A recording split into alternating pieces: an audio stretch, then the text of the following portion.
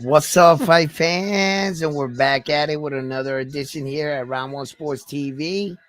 What's up? I'm your host, Edwin. Let me just get set up here.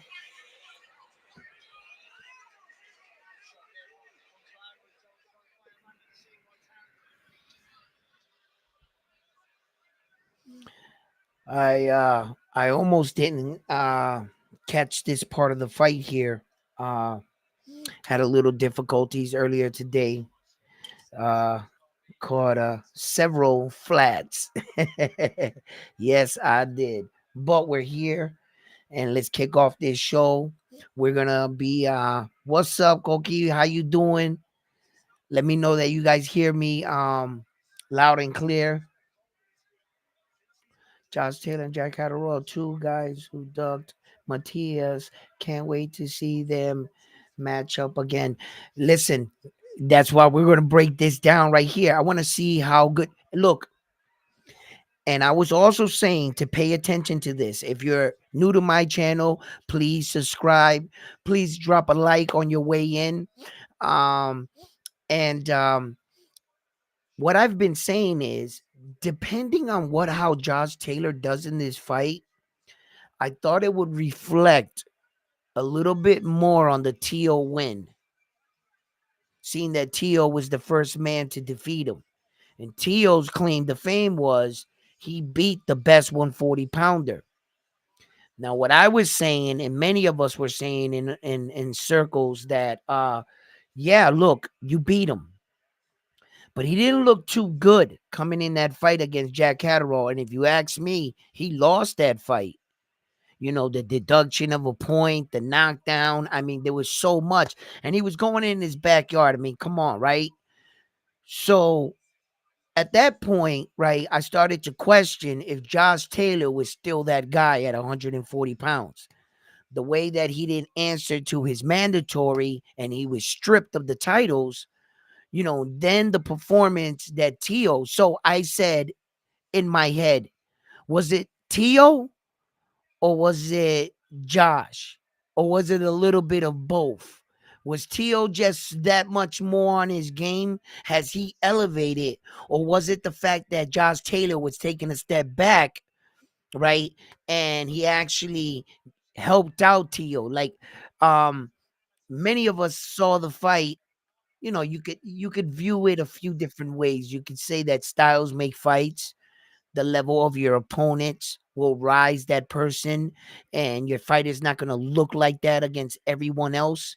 You know, did I feel that T.O. was a better 140 pounder coming into the Josh Taylor fight? No, I felt that Josh Taylor was a better one. I thought that we would see, you know, a better version if you ask me. If you ask me, I just didn't think that or and then I was like, well, did T.O. shut him down? Was that really it? Was T.O. just that good? Because I said this coming into that Josh Taylor fight.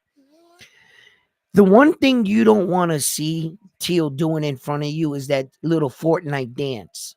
Once T.O.'s doing that little Fortnite dance and he starts going like this, where he's like showboating in the ring, you don't want to be there in a T.O. fight.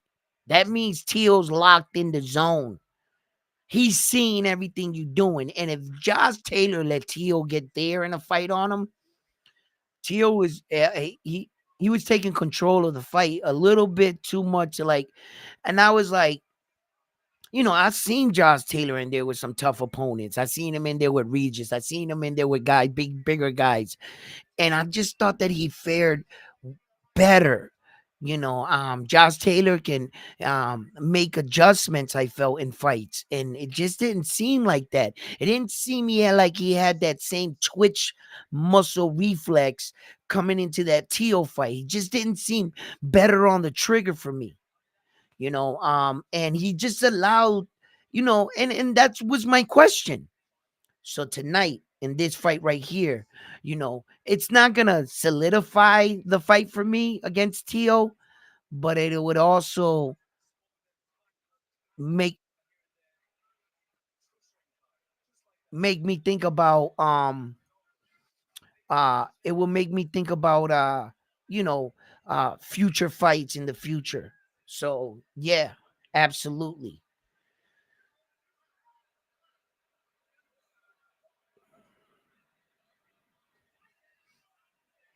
I tuned in right here to see a little bit of this fight right here because I was also thinking that this might be a quick fight, the fight that's currently going on right now.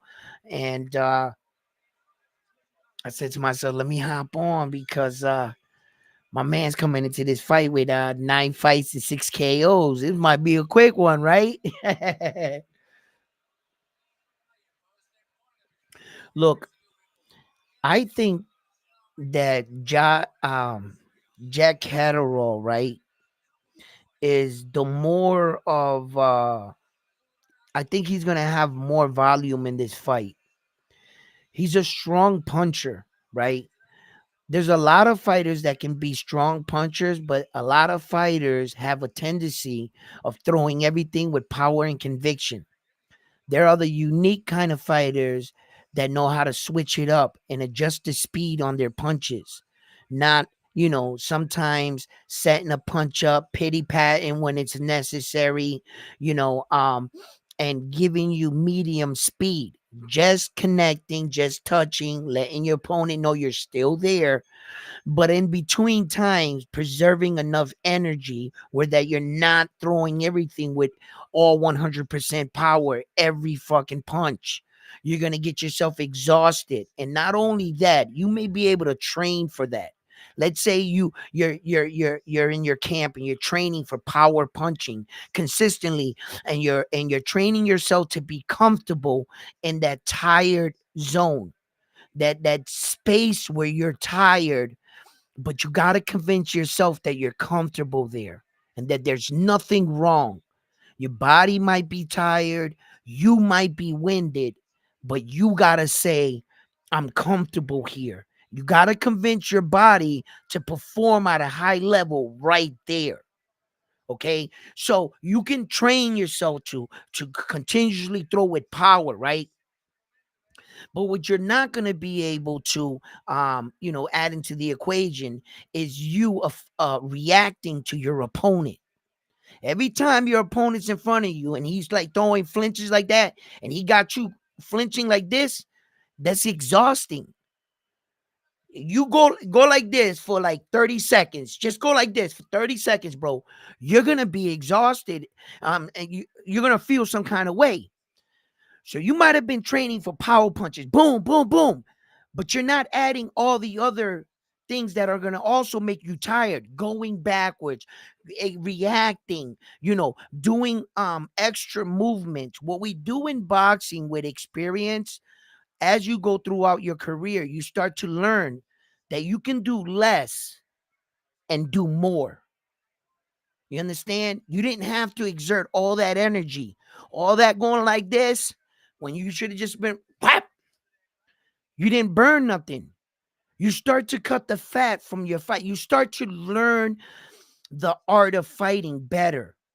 You start to you're thinking too much for him. You're moving a little too much. You're doing too much. You see? Only do what you gotta do, what's necessary. If he's coming forward, then we start to worry about that. You're on the outside doing all this. What are you doing? But burning energy. So when you develop these kind of things, right? Jack Catterall, although he in the first fight, everything he was throwing was hard. Boom, boom. He was trying to you know what I mean? And that's the patience of boxing. Can he see his mistakes and correct them coming into this fight? And can Josh Taylor, show us flares of the old Josh Taylor? Are we gonna see tonight that maybe there's a point in some athlete's career where they get a little lazy, and it might not necessarily be that he took a step back yet, but maybe took a step back in the way he approaches the game. And you can see that in a fighter when you see fighters such as like Gervonta Tate Davis, right? When Gervonta Tate Davis missed weight, and he lost his belt on the scale and shit, and he came back. You saw him in his next fight. You saw the abs, you saw the dedication, it snapped him back. The money might have drifted him off again, but there's a prime example of, you know, an athlete can get too caught up and can get lazy. And sometimes it can get the impression that that fighter lost a step. And that's what I want to see. I want to see if Josh Taylor tonight actually got a fire lit under his ass after losing to Tio and really getting back to the old Josh Taylor ways. Or is he getting too old for the sport, and has he taken a step back? And sometimes when you get great fighters, right? You get a great fighter that loses a step but gains in experience, like Donito Donaire. Donito Donaire was a fighter that aged like fine wine. He has his shares of losses. Boy, I tell you, even in his old age, Donaire was rocking with the best of them. I'm trying to tell you. And his understanding of fighting, when he knocked that French dude out, bro, he made it look so simple, so basic. He trimmed the fat from his fight. He didn't need a lot of move. He didn't need to be doing all, he just went whap, knocked him down, knocked him out. Well, the guy had got up and then he finished him again. Because I'll make it sound like if he knocked him out with that punch, the guy actually, and then he finished him. But anyway, he aged like fine wine. And my point is that, that's why some, you know, if Jack Catterall comes in and like, you know, wipes down Josh Taylor, and we just see a progression of a fight of like Josh Taylor, like maybe come out hot on one round, Jack Catterall take over the fight, starts breaking him down through the period, of course, of rounds, and then puts him away. I'm gonna be like, wow, like, you see, like, not like, okay, Jukumbai. The other day, I was supposed to go on and watch the Jukumbai fight. I ended up stop recording, and I end up just, I was exhausted, and I laid down, and I just went to sleep, right? So I get up, and everybody was talking about it in the live stream. I didn't even catch on to it. And I said to myself, let me catch this Jukumbai fight, right? My man's looking pretty strong. He looking right. He looking right. And that's what you got to do against guys like that. You know what I'm saying? And then, that guy he's the guy that was yelling and talking about how he was gonna rock Jukumbai and all this other. I'm sorry if I'm trashing his name, but right. And that's how you got to take care of these kind of guys and these kind of opponents. He looked good. His gas tank looked good. His form looked good. He looked like he fixed and was working on a few things. He got some good work in against this guy. I like the victory. It puts me in a mindset where that just in case a possibility of a rematch against Subriel Matias, I'm for it. I'm for it. Listen. Okay, Subriel beat him the first time. Okay, you know what I mean? I think a guy can come in and, like Subriel wanted to rematch his loss. The guy gave him an opportunity. Let him rematch his loss if he's deserving. If he wins and he puts himself in position, yeah, give him a chance, Subriel, and let's see if you could beat him again. Like you told the other guy, you looked into the other, Subriel Matias looked at the guy that beat him, right? Paro, right? He looked him in the face and he said, you didn't fight the best version of me. And tonight, you're going to fight the best version of me. If you beat me tonight, then you beat me. But you got to beat me tonight. Bro, he beat Pedro on not, he beat the dog, bro. He beat the brakes off that man. Yo, I love the knockout when he hit him and his arm was swinging in the air. He was like, pow. You could hear the shots that Subriel and the way he generates his shots. I always speak about his style because a lot of fighters that were real technical fighters, like the Floyds, the Naoya Inoues, the Sugar Rays. In many, many interviews, I've heard skilled fighters talk about the difficulty of a fighter throwing, when you fight against an unorthodox fighter and the trouble that unorthodox fighters bring to an equation. You can't get a beat on them. You're not getting a read. You know what I'm saying? But when you put two unorthodox, you get that Navarrete fight, right? We don't want that, right? So, but when you get on fighters that are like a little over the place, I've heard many times skilled fighters talk about how troubling that is, especially when they throw from here. They're not throwing from the high guard like this, like your traditional boxing, right? They're not like this. They're down here. Their feints come from their shoulders, right? They can go like this, feint the shoulder, and hit you with this one. They can go and switch it up. They can even do the double switch up. You know what I mean? It's hard to get a beat on that. You see what I'm saying? So when I hear like fighters, like real skilled fighters talk about the difficulty of that, and how there's fighters that will have unique styles. Subriel Matias throws from down here. You see? And I think a lot of key to his success is that you really can't get a beat on which hand is coming. If it was here, you like hang, you know what I mean? He can bang, bang, bang, bang, bang, bang. It's gonna come. You're not, you see what I'm saying? It's it's real difficult. Now I admit his style, it comes with consequences. Subriel Matias' style. He's standing there. He's going to take damage. He's in the fire. He's standing right in front of his guy. The likelihood that he's going to dodge every punch like the Matrix, no. And that's what got him in trouble in his first loss, right? But he's fought like that his entire career. This is a style that wasn't something I believe was taught to him. More than so, that's what his inner fighter does.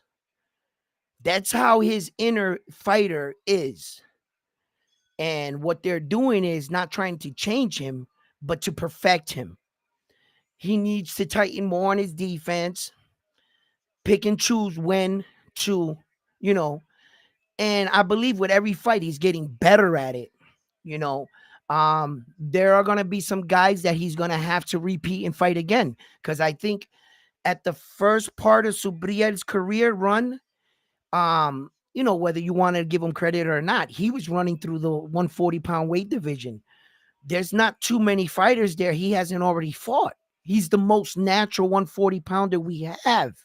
Teofimo Lopez, how many fights he has at 140? How many fights does Devin Haney have at 140? And how many fights does Isa Pitbull Cruz have at 140? Collectively, they don't got 6 fights. All 3 of those men don't got a 6 fight together at 140. Subriel Matias is a natural. He started his career at 140. He's been there the entire time. So the men that he's faced on his ascent on his rise to the title were all guys at 140. So, and then, look, hey, come in, hats off to Liam Paro for having the cojones to go out to Puerto Rico and fight Subriel Matias in his backyard. And I got to tell you guys something. Liam Paro is a real live dog in this fight. All right? I've studied Liam Paro. He has one punch knockout power. Okay? He can move. He understands your basic fundamentals of boxing, and his defense is pretty, for the most part, solid. whether or not the men that he fought, his competition, the level of it was at to a level of Subriel's level of competition, where that I would put Subriel's last 5 fighters that he made quit. These are men that he made quit on the stool, right? That coming into the fight, I, if you were to ask all 5 of those men, hey, will you quit in a fight? Each man, oh, those 5 men would have looked right back at you and would be like, yeah, me quit in a fight, you're going to have to kill me. All 5, one way or another, whether it was the doctor, the corner, or themselves, all had to quit, right? Okay.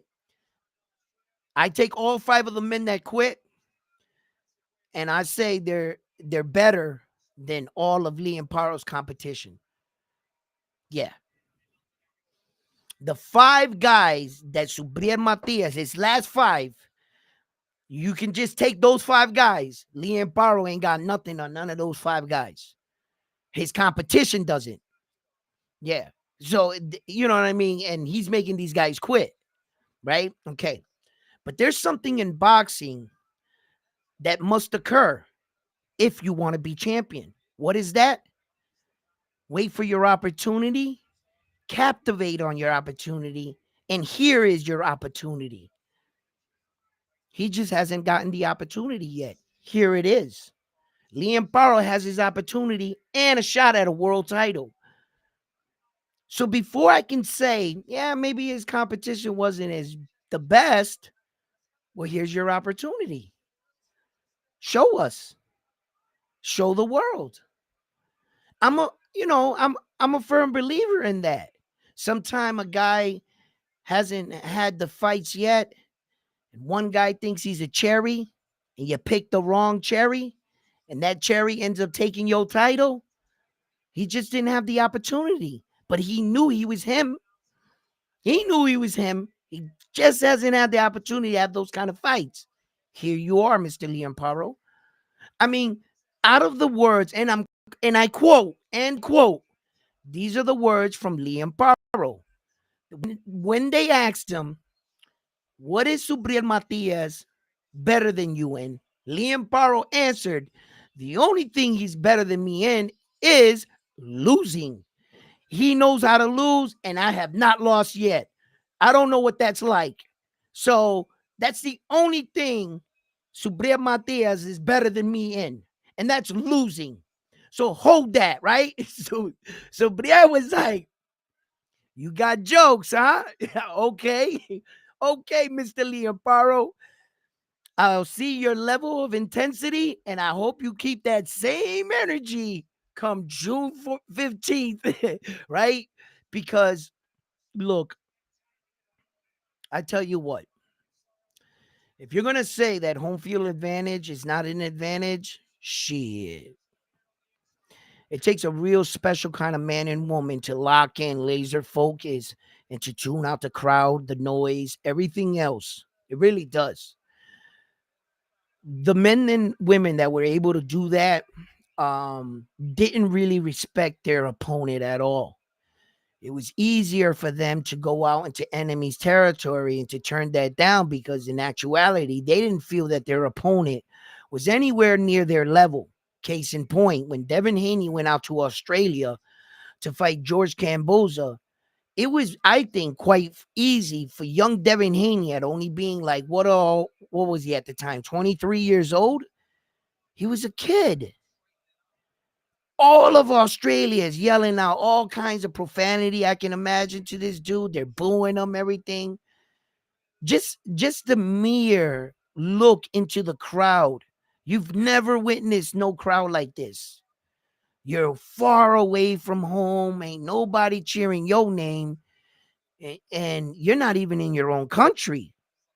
It's not like being in a basketball game in your high school basketball and going down to the next town over and playing your rivals. You know, it's tough enough to go down there and hear a high school. Imagine being in a packed arena, 20,000, 20 plus thousand people in the arena, and none of them are cheering your name. So home field advantage is a big thing. And in some situations, fighters saw right through that. Yo, the crowd did not affect Devin Haney at all. And the reason why the crowd didn't affect him is that there was no point in Devin Haney's mind that he was going to lose that fight. He looked like he walked in the ring, he had a secret, and he wasn't going to tell nobody. He's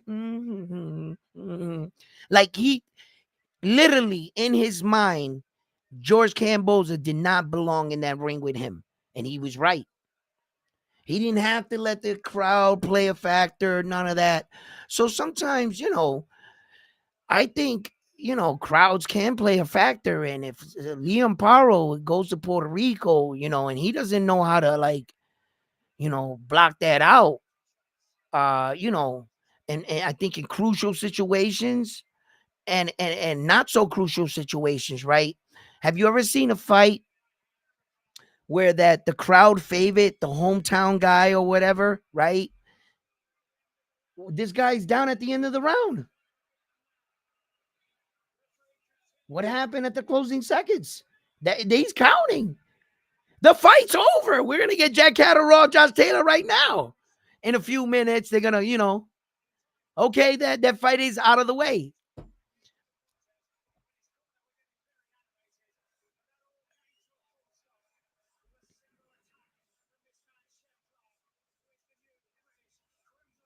He just won the new British Cruiserweight Championship. Congratulations, young man, on your victory. I was in mid sentence and I saw the knockout on my corner of my eye and I caught it and I was like, whoa. I just stopped to, let you guys know that that's what's going on. Now we're going to get them in a few minutes. They'll be coming out and, he went down, baby. Bam, bam. Where you been at, baby? How you doing? Reporting for duty.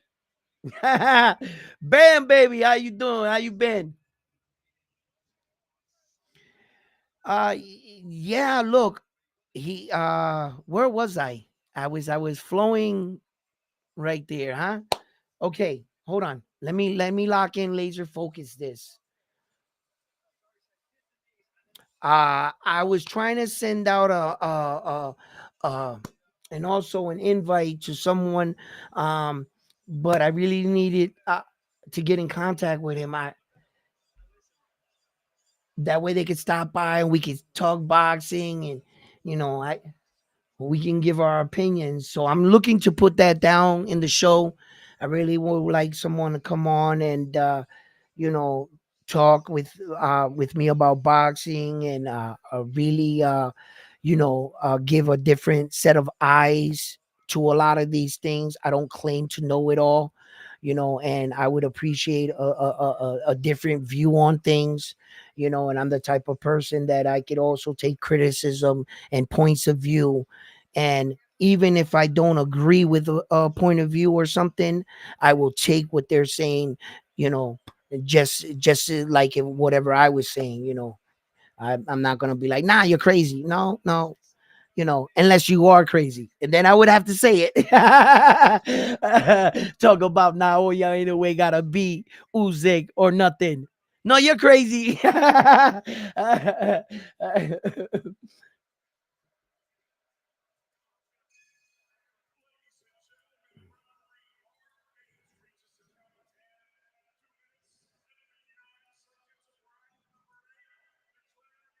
Here we go. Here we go.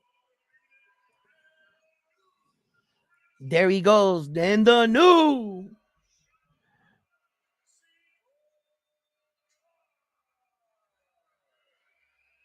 That's a good award belt that you want to get on your rise up.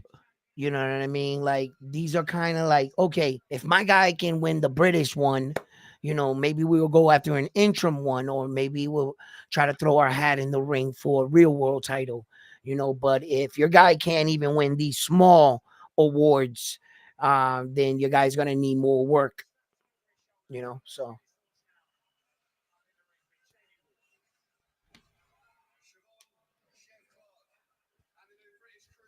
So yeah, like I was saying too, you know, I commend Liam Paro for taking this fight against Subriel.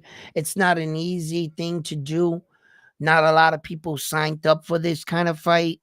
I believe that Tio should be fighting right now against Subriel Matias in Miami.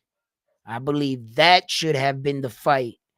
I know that Subriel was real locked in and he was really set on his ways about going to Puerto Rico. And it was a dream of his, not only fighting in Puerto Rico, but the fact that he was bringing the championship with him and that he was making a title defense in Puerto Rico. He said once he got that out of his way, checked off his bucket list, like, that's a personal thing for Subriel, and it's an honor. It truly is an honor when you in your own sport can rise to a pinnacle in your sport where that you can bring a world title back to your city, your country.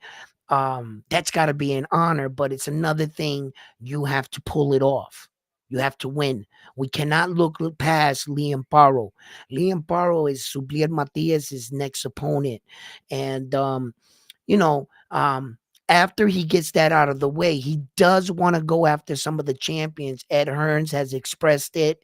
Subriel's not getting any younger. He just had a birthday. So, um, I think that the big money fight actually is the TO fight. Although I think one of the Russells might be an interesting fight too. I know Jack Catterall, he pulls this off. He's going to start talking like he wants to fight one of the champions.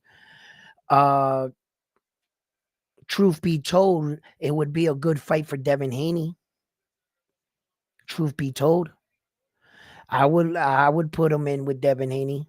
Let's see what happens. If Devin Haney's gonna pretend like he's a 140-pound champion, but he better act like it. And if you're going to have that WBC world title, you can't just swim on the outside of the sharks. Brother, you're going to have to jump back into that water. Get your mind out from this Ryan Garcia situation, and separate yourself from that situation, Devin Haney. And I believe he'll be back better than ever. But if you're going to be in this division, these are the kind of guys that are there. And I actually would like that fight. The winner out of Josh Taylor and Jack Catterall, Devin Haney should fight. If you ask me, I know that he probably is going to want to take a lower rate opponent, but I think that I think at the end, Devin Haney's not going to want to do that. I think that's the first thought their camp is going to have. Bill Haney's going to be like, let's get you a guy. And then as they're putting it together, they're going to realize, is that the right thing to do? No, you're going to have to go out there and beat a guy with a name, to show you're still that guy. Not so dangerous of a name, but with a name. Plus the level of competition, Devin.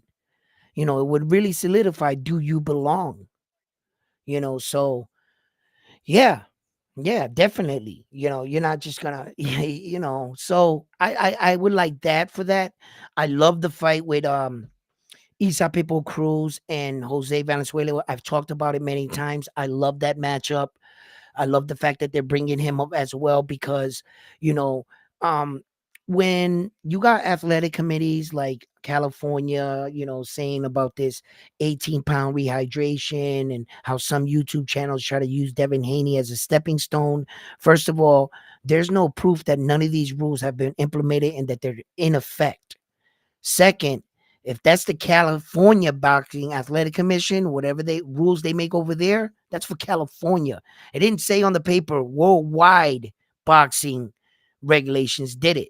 No, that's why every state and city almost are separate entities because they're not going to obey by your rules because they have their own boxing rules. Now, I am in agreement that there has to be something done about this. And some of these actions might be a call for all these bodies and all these places to come together and finally sit down and say, look, boxing is evolving. We're not back in those times where corruption and the mob was in it, and we didn't trust you guys from Chicago and New York City. And don't come over here with your Chicago rules trying to dictate over here. And it was a lot of mob shit back then and a lot of things. So, boxing is definitely have changed. And I believe that the people that have the power, not like me. I might have a small little voice, and I would like to believe I have one, but I don't make any rules. I'm not one of the boxing gods. And until they, for whatever reason, you know um should come together and set just one set of rules, so that things wouldn't be so complicated. Can you put tape on the hands or can you not? You know, is there a three down knockdown rule in effect every time, or is that something that always has to be put in the contract? Is there a 10-pound weight limit, a 10 clause, a rehydration? One belt has it, another belt just adopted it. If I'm fighting for your belt and your belt is first in line, does that rule apply? Meaning, if there's a unified world champion and he has 3 belts, he doesn't have 4, he has 3 of them. Whatever belt was in line for their mandatory, let's say you're fighting the WBC mandatory, but you're fighting for all 3 belts, aren't you? Does the IBF 10-pound rehydration clause come in effect? Or is it that the IBF was first in line, and since they were first in line, their rules apply first? Is that confusing to you? Does it sound confusing? That's why I believe that a lot of rules we have to start adapting one rule basis. Like in NFL, it's very clear. No matter what stadium you go to, the rules are the rules, right? And basketball, no matter what state, the rules are the rules, right? A foul is still a foul. A free throw is still, you know what I mean? And that's kind of how I think they need to sit down in boxing and kind of come together and really put down one set of rules and principles. I mean, there can be adjustments in contracts, whether you want a 3 knockdown rule in effect or not in effect. I believe those kind of rules can still be worked out through the contract, but one base set of rules that are principle in the boxing world. That's what I think we should, but what do I know? You know what I mean? I don't know why still things are like back in the 70s for boxing. It's one of the only sports that a lot of the rules that were back when have not changed. The NFL has evolved, right? And one of the ways that the NFL has evolved is a lot of people say that the NFL is softer, that they're girls now and this, that, and third. And I disagree. And this is why. The NFL realized that a quarterback doesn't come around a dime a dozen. There might be 1,000 kids coming up from college that can all throw the ball hard and long. But out of that 1,000 kids, how many of them can throw it accurately? How many of them can hit a moving target? They like 50 of them will be able to hit a moving target within 6 yards. How many of them can do it open by 1 yard? How many of them can throw all outside? And then on top of that, if you're fortunate enough to weed out that and find out the kids that can throw the furthest, the most accurate, what about their legs? What if half the guys, they don't have no legs? They like Tom Brady is. They can't, you know what I mean? But Tom Brady legs were highly underrated, so I shouldn't have used him because he had probably some of the best footwork that were underestimated in all NFL, so I shouldn't have used him. But, I'm just saying, your guy can throw real good, but he can't scramble. So then you got to eliminate them. Then you're at the few. You probably got like 7 of them left. Guys that can throw, that can hit guys on a moving target, that can throw the ball with 1 yard, and they can scramble. And out of those 7 guys, how many of them can do it under the bright lights and handle pressure? Maybe 1.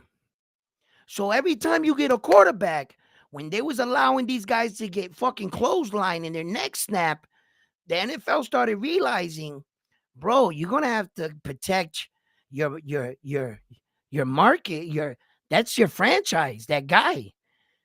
And if we allow this guy to get clotheslined and his neck snapped and an elbow and body slammed, his life expectancy in the NFL is 4 years. But if you put a set of rules around him and you protect him a little, you might be able to enjoy this guy throwing a football for 20 years rather than seeing him for 4 years. He got fucked up. His career's over. All because we're pussies. We want to destroy each other. I should be able to clothesline him, horse collar, right? That's fun, right? Rather than protecting your investment and trying to win multiple championships for your city. This quarterback is not going to be replaced every day. There's not a Brett Favre every day. There's not a John Aikman, a Troy Aikman. There's Elway. Fucking, you're not going to find those guys. Now, if you let them go out there and get, so the company started realizing this shit. They were like, wait a minute. You know what I'm saying? We can't just keep fucking up our shit, right? So that's why rules were applied and the sport started evolving. Boxing is a sport that still has some of the oldest rules, still implementing it. They gotta start like, you know, a lot of these older dudes don't want to give up some of their power. There's a lot of people that got voices in boxing you don't see. You'll never see. You'll never meet them. You don't even know they exist. Trust me when I tell you. And they got some big voices. You're not gonna hear them because that's not where they heard. But inside the boxing circle is where they heard.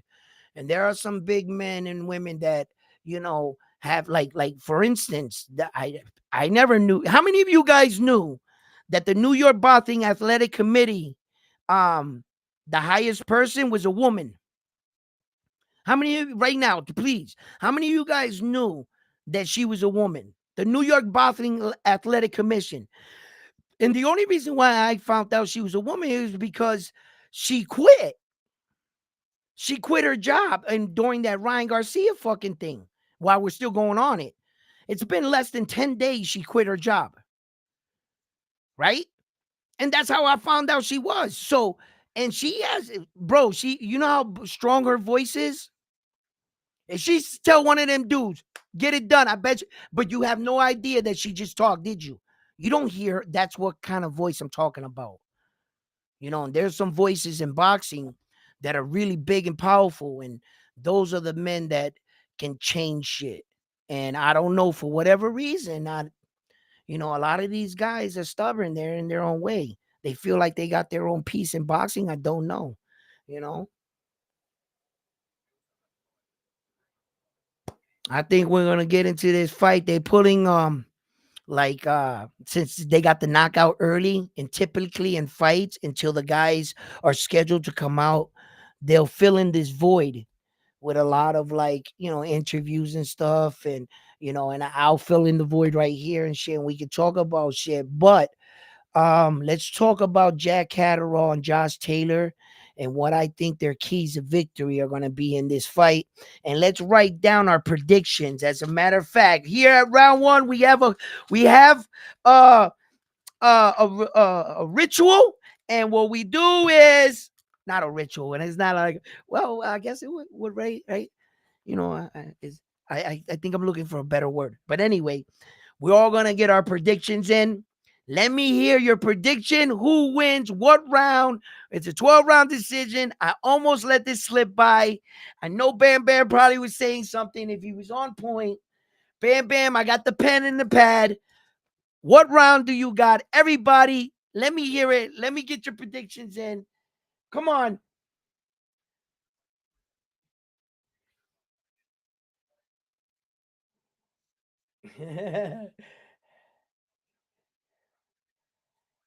Like a quote and shit. Like, you know what I mean? Like, nah, we ain't no fucking quote.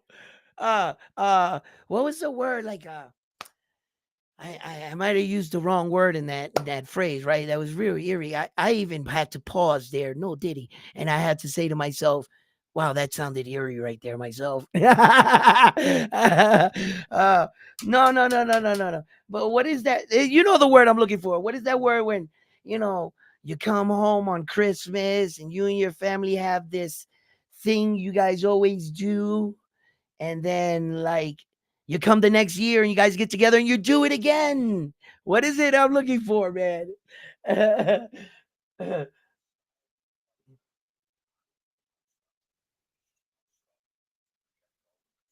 A custom? Like a custom? Okay, okay, yeah, yeah, yeah, yeah. Like we're accustomed of doing. Yeah, yeah, yeah, yeah. Let's go with that one. There you go. But give me your damn rounds. Yo, who you think is gonna win? Jack Catterall? Or do you think Josh Taylor? Do you think Jack Catterall by knockout? Do you think he stops him? Do you think Josh Taylor stops Jack Catterall? Do you think this fight is gonna go to a 12 round decision like it did? Um, you know, Bam Bam Rodriguez and ex Extrada uh is it a great fight, man. I like Bam Bam Rodriguez, and that's gonna be going down June 29th. You know, that's a good fight right there. Bam Bam Rodriguez, man. I wish he was just a little bit bigger, man. Yeah. Because I'm also looking for future opponents for Naoya Inoue, the Japanese superstar. I know that the closest realistic fight would probably be fighting one of his own countrymen, Junto Nakatoni. I believe that that would be a fight within a year. It will take place. There's a possibility. A friend of mine was pointing out that he believes that a good fight is going to be against Nakatoni against his kid brother Takona, right? And he said that if he beats Naoya Inoue's kid brother and then ventures up, that he would revenge his kid's brother's loss, like that. So I look, I think that you know, realistically, you know, those are kind of like fights that I'm looking forward. And I thought that maybe Bam Bam Rodriguez might be able to pack on that weight, and potentially in 18 months, 2 years, start to climb up the division. But, you say that in your mind, that's not as easy as to do. That's why Naoya Inoue himself is at 122 for this very reason, I believe, that you got to really acclimate and put this weight on correctly. If you're not a naturally the type guy, size guy that can put on that weight, you can put on what it's not really good weight. It's not solid weight, and you're not really moving the way you should be. So yeah, let's get these predictions in, guys.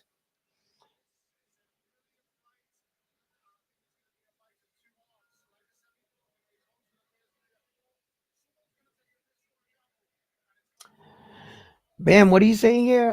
Catterall's ranked number 4 with the IBF.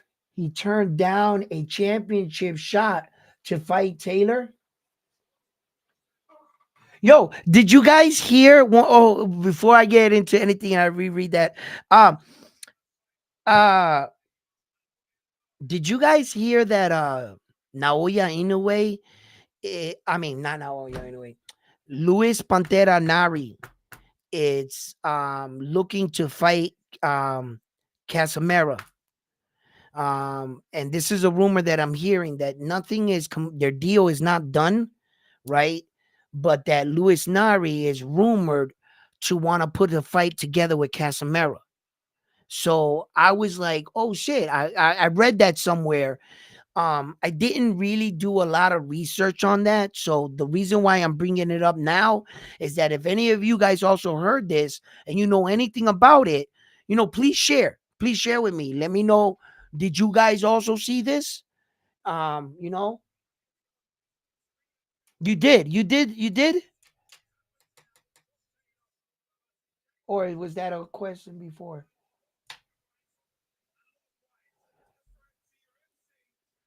What up, Amando? They're entering the ring and we got no predictions here, bro. What's going on?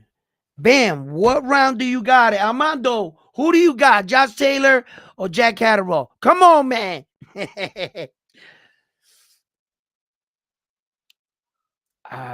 Jack Catterall stops him in the 6th round. TKO.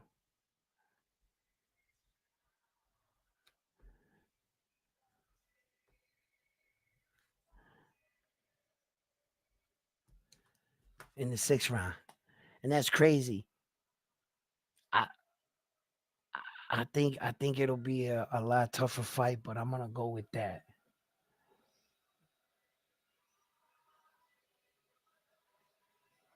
He wants his title back. Natural. Listen, I wasn't gonna bring that up, but if you guys didn't say anything now, then then I'll pick the rounds myself. You know what I mean? And then technically, I will take rounds 1 through 11, 12, and out of his decision,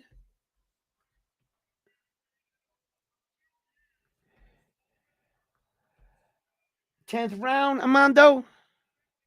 He wants his title back. You will not get it today because I am the Nostradamus. Listen, I see all. Okay.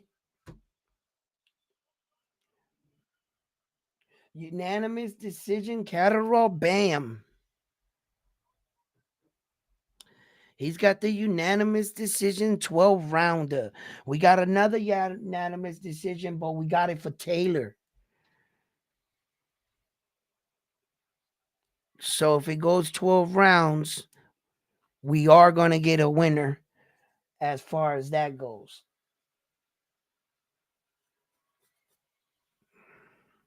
I got to see. I got to know. I got to find out if Josh is at the end of his career or does he have another title run in him.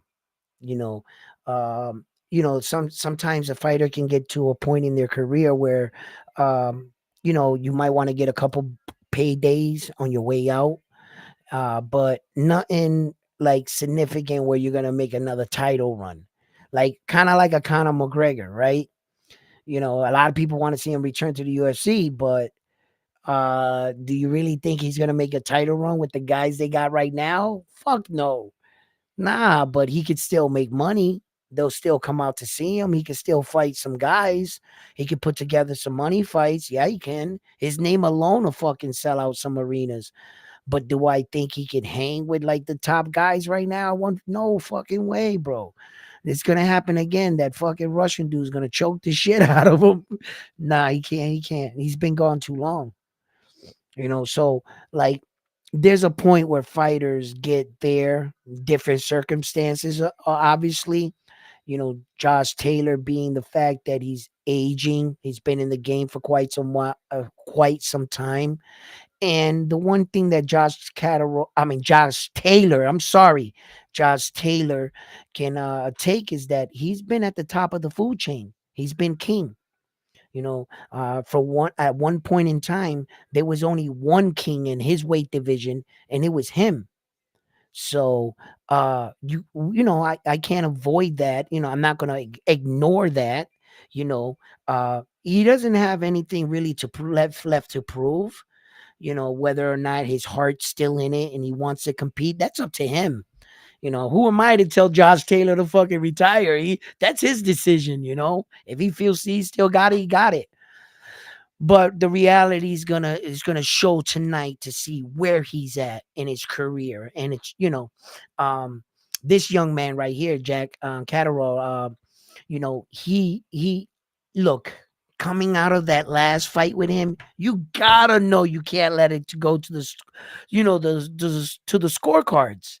You gotta be thinking like that coming into this fight. The kind of robbery they gave him. So I think he's coming in here you know with one thing in mind. We're not going to the scorecards. Uh, but I mean, they could become a point in the fight where you're just winning, you're just not catching up to him, and you feel like you can go and there's no reason to take chances. You're just straight dominated in the last 2 rounds. I wouldn't suggest to run. I would never do that in the last round. I believe a champion needs to fight like a champion in the last round, because that's when your opponent is the most dangerous. And I've seen when people were winning in the fight and they took their foot off the gas and try to ride it out for the victory and end up getting caught.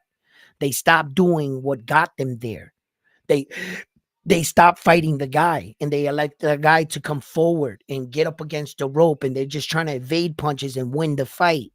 No, a person that blew a fight like that, a big fight, was Oscar De La Hoya against Felix Trinidad. Felix Trinidad was technically losing that fight against Oscar De La Hoya.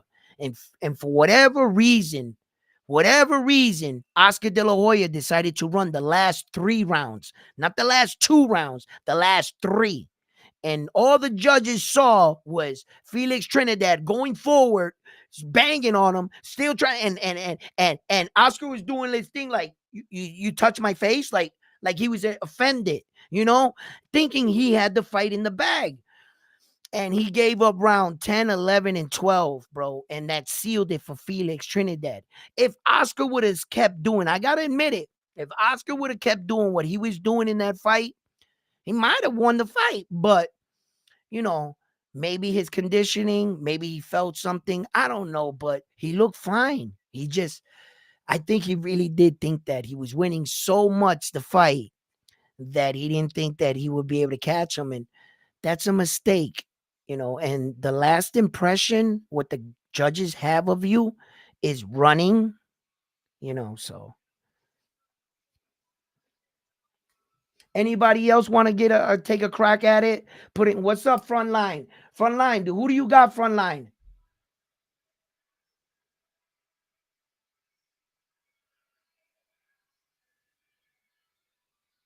The Zone. They're showing it on the Zone. I'm watching it on the Zone. On the app. Yeah. I bought that one. I bought the ESPN one. I had to get fucking both because Top Ranks fights go out on ESPN. You know, this is it, baby. Scottish is in the building. Nice little crowd. Nice little crowd coming out to support both guys. Josh Taylor got that dye popping off in that beard. Respect. You know what I'm saying? Oh, yeah. That when you look in the mirror and everything, it makes you feel better even as a man. When I started doing it too, like I'll dye my shit and shit, and it just makes you feel like, you see the great. Sometimes it does that to you in training and shit. You want to tap into that, you're still that guy, that young and shit. And a lot of that thing is mental. It is. Some guys can see through it. Some guys, it don't bother them. Some guys it will. Every man is not the same. And I can see that he got his shit nice and tight and his shit. He's putting on. He looks good. He looks skinny. Like look at his eyes. Look at Josh Taylor's eyes. Okay, you know his will looks like it's there. Let's see if his body can answer. You can have all the will in the world. You could be serious in your eyes and your body just is not performing to where you want it to be. Or that guy is just that much better than you. Doesn't always mean you're going to win, you know. Front line, give me a prediction real quick before I can throw you in here.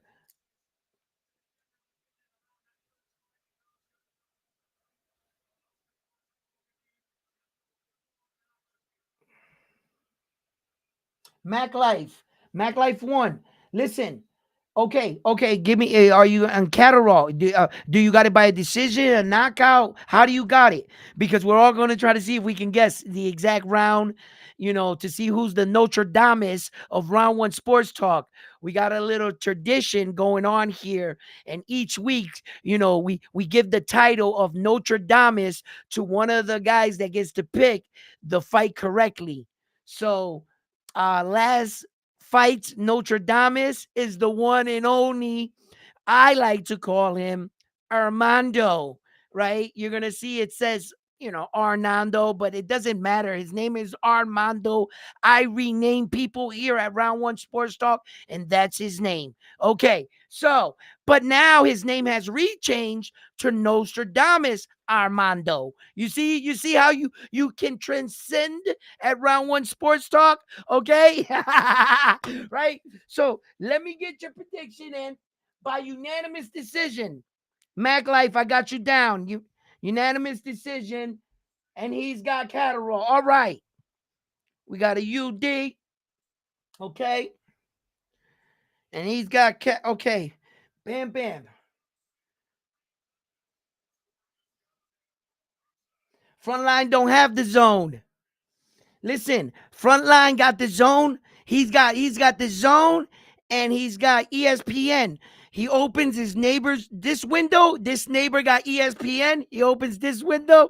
He's got he's watching the zone. Oh, that wasn't the zone.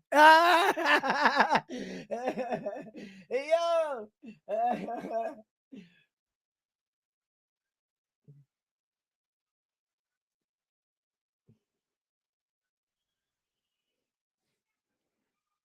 Come on, get your predictions in. Come on, the fight's gonna start.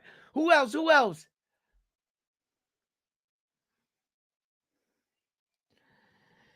All right, you guys know I was just bullshitting when I said 6, right? Let me give you my real prediction. Come on, man, stop playing with me.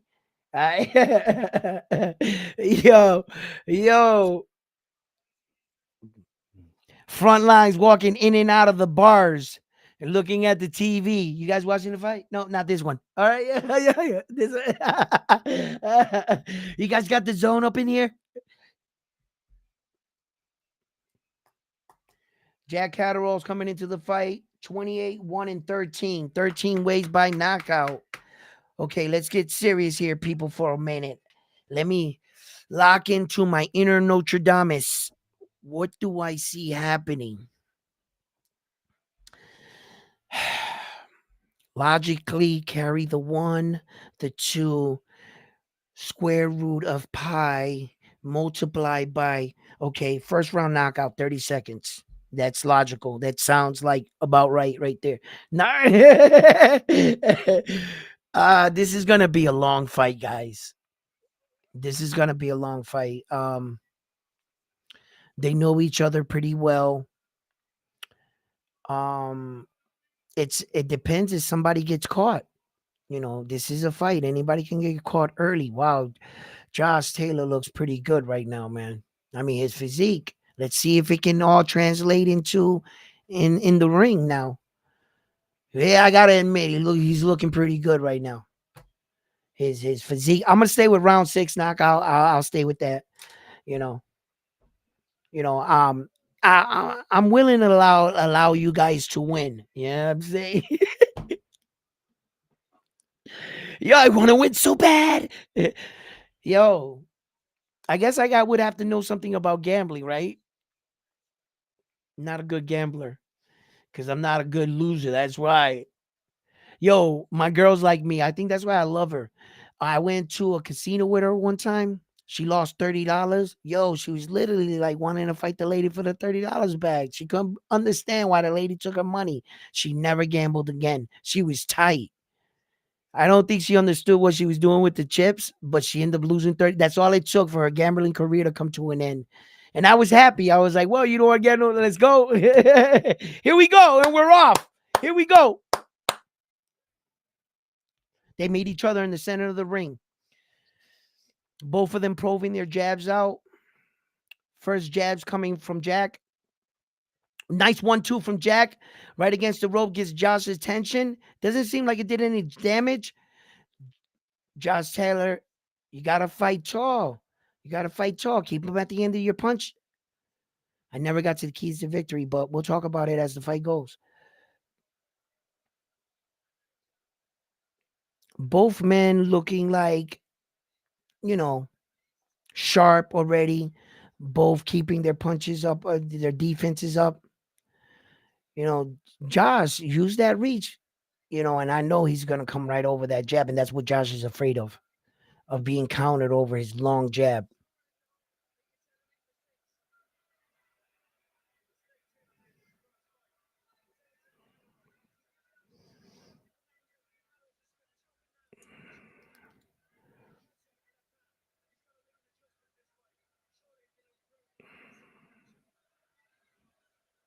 Nice.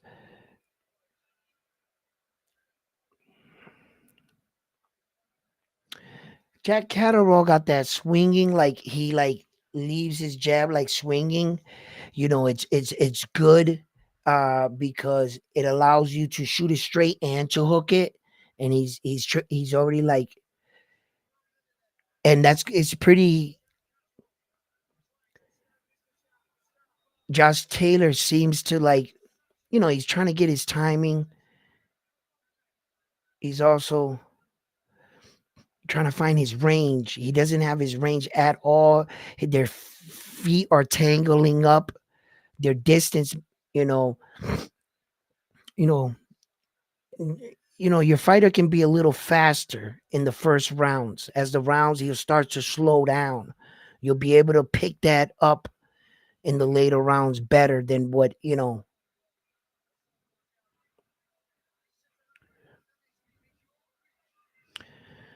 I think there's gonna be a clash of heads in this fight. Both men come in, and you know how it is when it's a lefty and a righty fighting each other like that, right? But when it's two lefties like this, like his that was close. I thought he was gonna get him.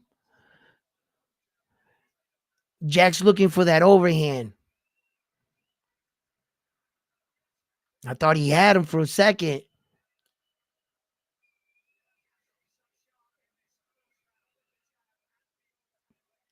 He's just throwing that overhand left right over, and Josh is anticipating. He's ducking right underneath it. There's a good feel out process round. Who do you guys feel that won that round, that first round? Catterall 10-8, you think? Taylor's a slow starter naturally, right? Um, usually around the third, fourth round, and he's gonna start picking up shit. I figured that they would start banging out around the fifth, sixth round. Is they're gonna start banging out. If both men are still around, that's when they're gonna both start to kind of settle into the fight to know that it's gonna be a long night. I mean, if one of them got sloppy and the other one caught him, it could end it at any time. But usually around that time when you start to enter the eighth, ninth, 10th, depending on what's going on, if his gas tank is not holding up, time to step on the gas. Different situations. There's a lot of different, situations that can play out.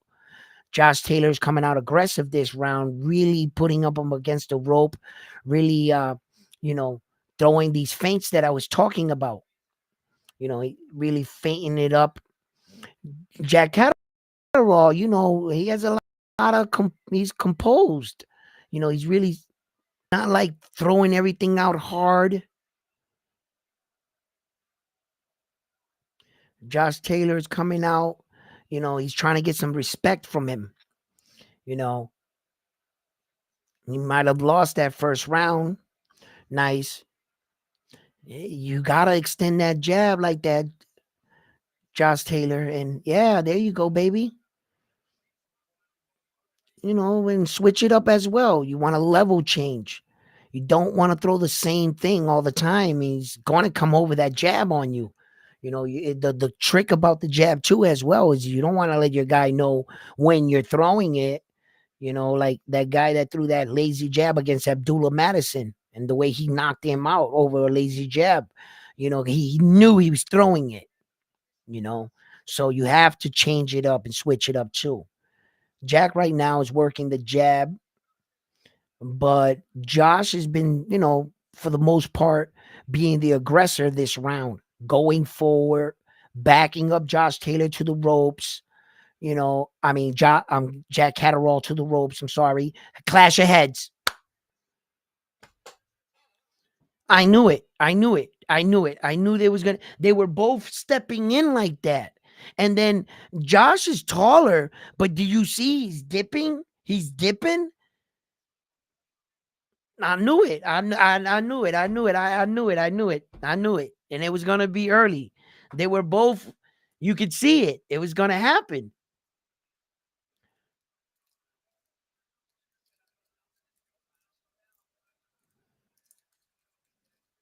Nice, nice, nice, nice, nice, nice, nice, nice. You see, even this pressure. There you go.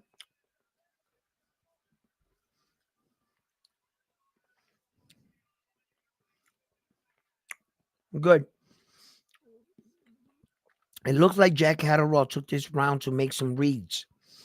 He doesn't. I don't think he took the round off. He let Josh Taylor do a lot of work this round, unanswered work.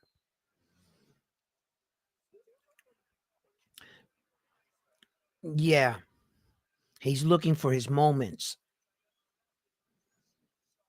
He's looking for his moment. He's waiting for Josh Taylor to make a mistake. He's letting him do it. Boom, boom, boom. Yup. Watch. Pushing him off with this nice. Josh Taylor won that round. It's 1-1.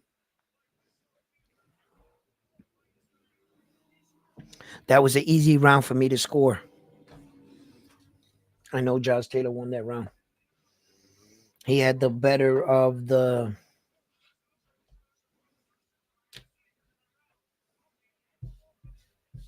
He had the better of. That's a bad headbutt. I'm surprised. Did anybody get cut open? I didn't see any blood.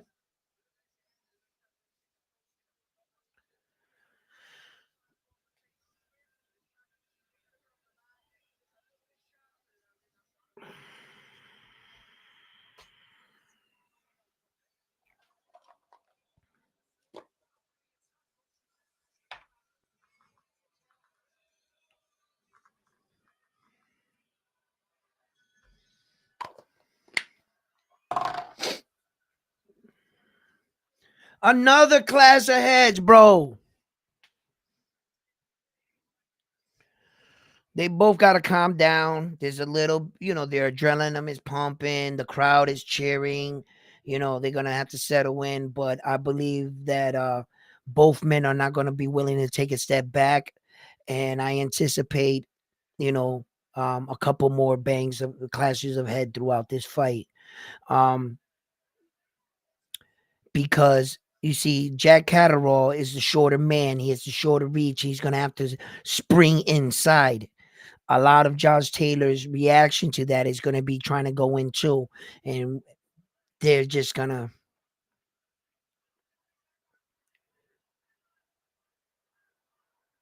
Surprisingly, I'm surprised that he's not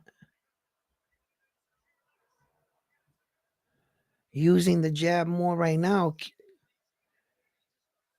Jack Catterall, he's not taking the bait at all. He's staying disciplined. He's let Josh Taylor's getting confidence right now, my man, and he is moving in right now for the attack. He's doing good work, but Jack Catterall doesn't look like fear has set in. And for that reason, for whatever his inactivity is being right now, is alerting me to the fact that I think he's just being patient. They're gonna fucking smack it, bro. They're gonna smack it. Look, again, I knew it. It's every time they throw their power shots. They're gonna smack. Right there would have been a nice time if Jack Catterall let that hook go. Get him to do that again, Jack Catterall. Get him to come in and lean at um Taylor goes straight up. He goes straight up like this. When he goes down, he goes straight up. He doesn't skip back like that. That's bad to do too. Whoa, whoa, whoa! What the fuck is this? Come on, Josh Taylor, with the fucking every fight you got to do something cheating borderline. I mean, if you're not doing everything to win, right? You ain't trying to win.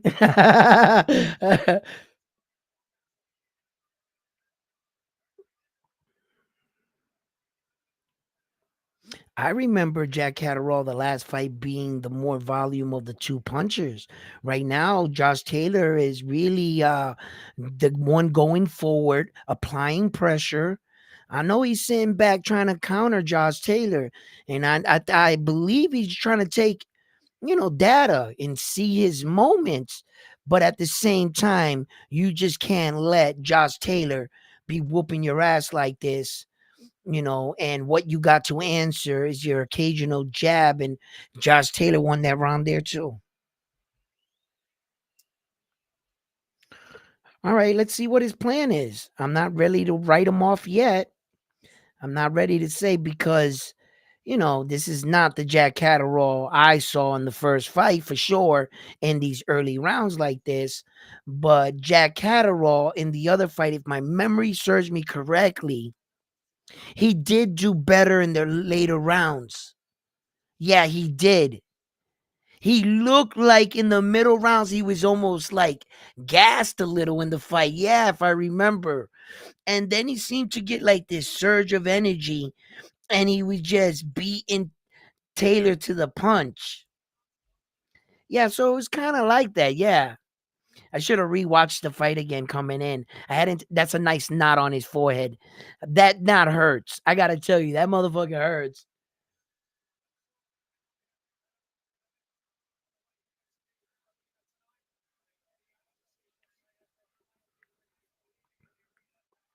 I believe it's 2-1 Josh Taylor right now. I don't know what you guys got it. That's my opinion. Okay. Maybe he's letting Josh Taylor take the first half and let him gas himself out. Jack Catterall's putting all his stock into the second part of the fight. I'm not sure. But he doesn't seem to have Josh Taylor's timing. And I've only seen him throw two or three punches that I'm not sure if those are the punches he's looking for. He just took them in the moment.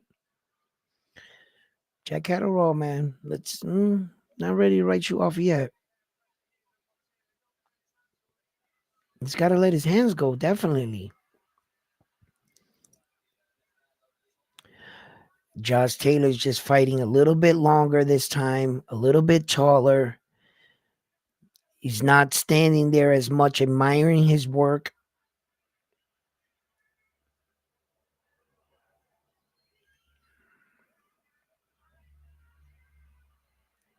I don't like Jack Catterall's foot placement after he throws the punches. He's not in the right positioning to be able to throw a hook or anything. His footwork, he's like sidestepping and then stepping over his feet, his own feet. That's not good. And not at this level. Uh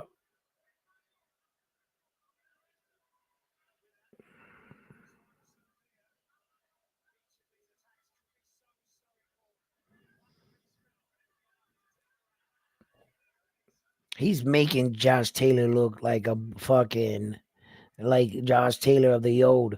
But I mean, where's the dominant part from Josh Taylor that's convincing me that's why it's happening? It just seems to be of Jack Catterall's inactivity and Josh Taylor just doing enough, and he's not really doing. I mean, it's not speaking of a dominant performance from Josh Taylor right now. Where are the punches at?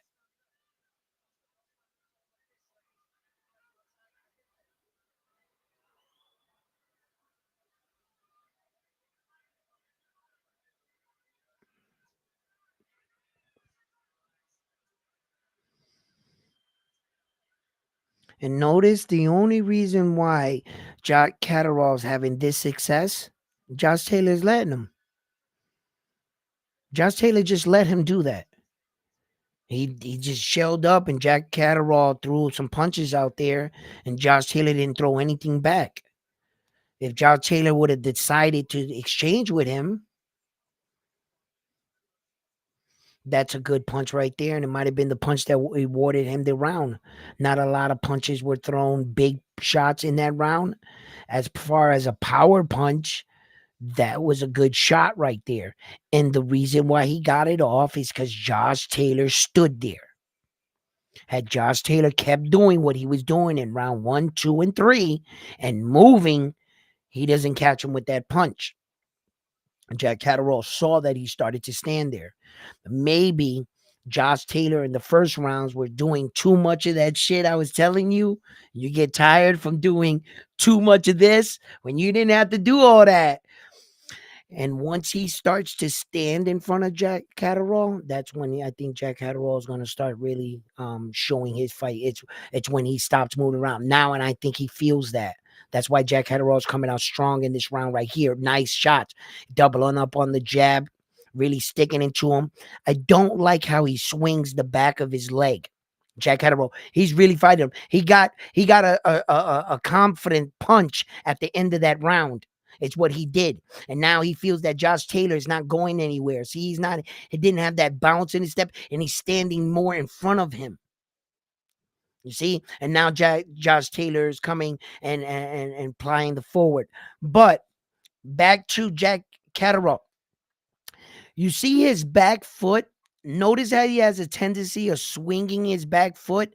That's not good. Because the minute you swing that back foot around and it lands, you're trapped. You're actually trapped. If Josh Taylor reads that, you can you can set him up. I want to explain this to you, but I don't want you to take your eyes off the fight. Nice. Jack Catterall got him up against the rope.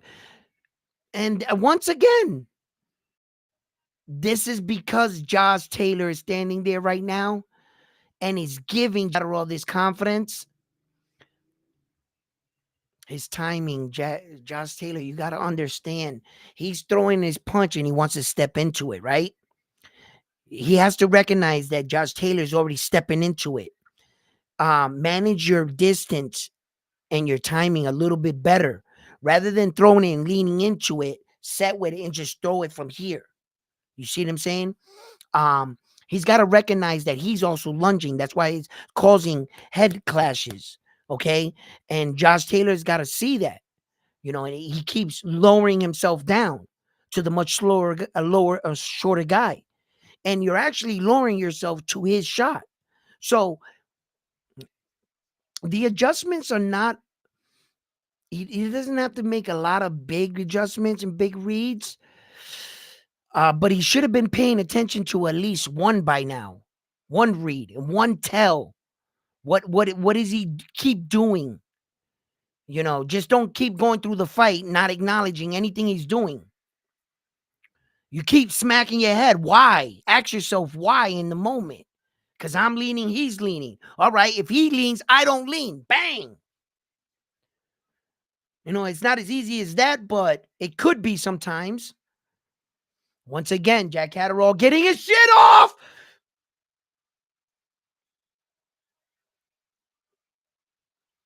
I thought he almost caught him, and they went against the ropes, and the referee grabbed him, but he didn't need it. And all that work is being done because Josh, he's just not picking and choosing his moments correctly. I believe he has the skills to evade all this shit. Why is he standing there? I don't know. To get himself in trouble? Because just shelling up, standing there, all you have to do is just shuffle back. At that distance, one step back. Oh, and speaking of, man, I can't do it here. But if you do this in your living room and you plant your front foot, right? Swing your foot like he's doing. Once that foot lands, tell me where you're going. Just do it in your living room. Tell me where you're going after that. Just wait for that foot to land and then hook that dude. He ain't going nowhere. He only got one move. He can only duck and go forward. Don't throw the hook, change it with the uppercut. He'll walk right into it.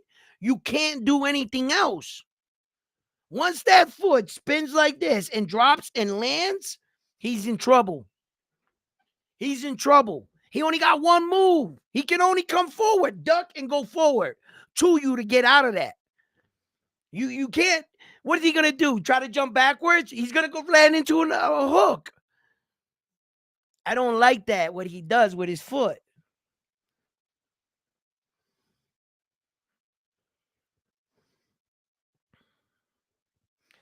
And I don't like his first step. Jack Catterall's first step. I don't like his first step neither. It's too heavy. And it's flat. His first step is telling. You know when he's going to throw his first step, and it reveals his overhand right.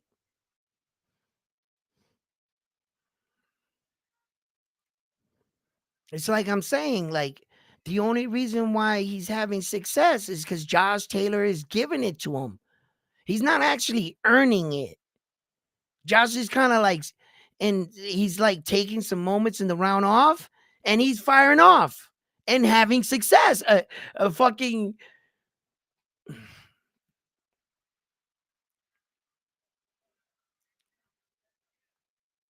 I think both men are trying the same strategy, waiting for the other one to gas out just that much.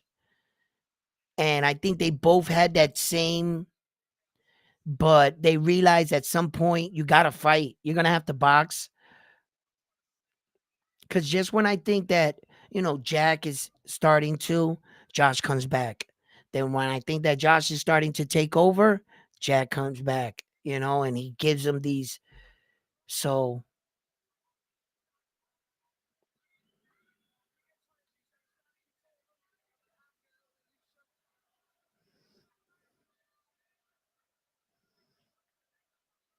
Jack Catterall looked tired like this that entire other fight, just like this. And he fought him all the way through. And remember, he caught him big late. He caught him big late.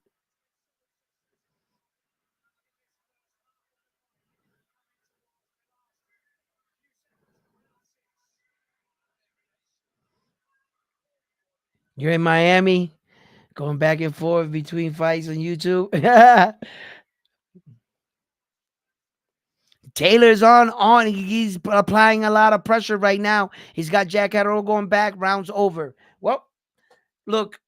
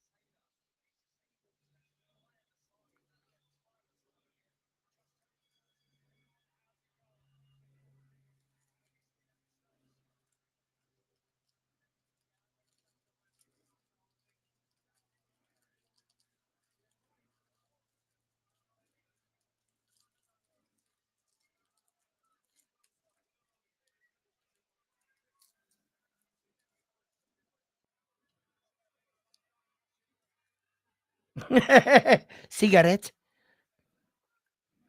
Why, yes. Blindfold. Firing squad.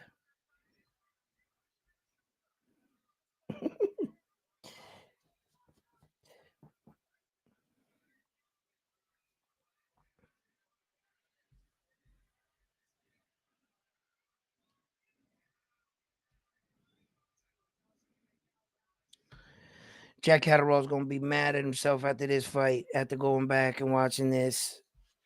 You know, what round are we in right now? 7.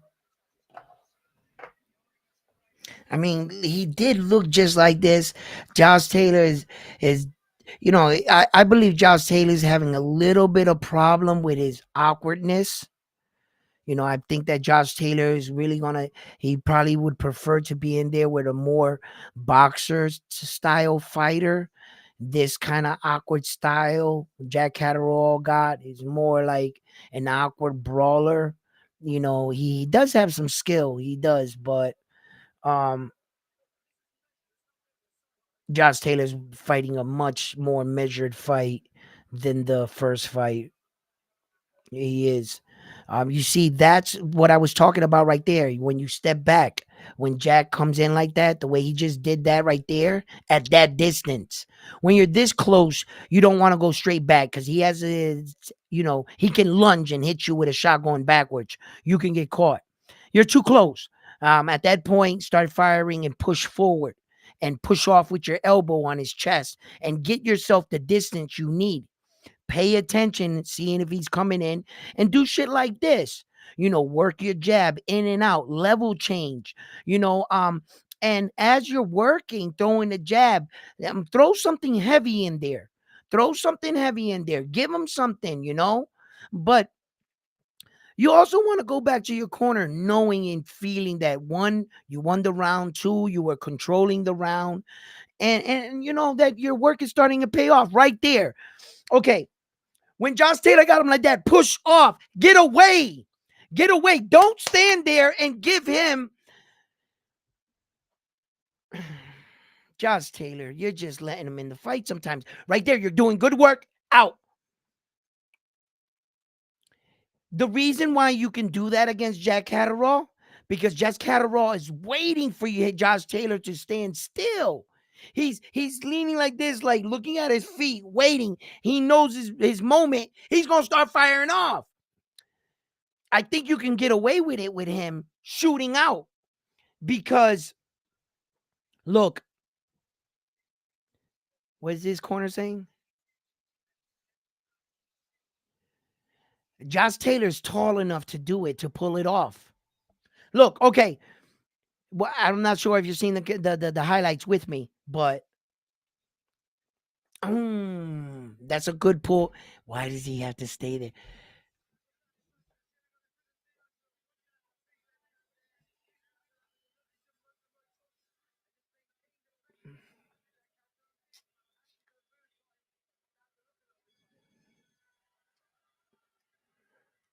I don't know, bro. Front line, Jack Catterall.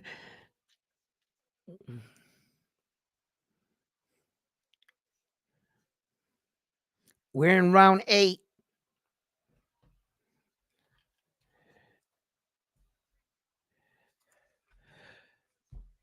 And we got this guy that picked round 6. I don't know who that guy was. The guy was crazy. Get him out of here, man. He's gone.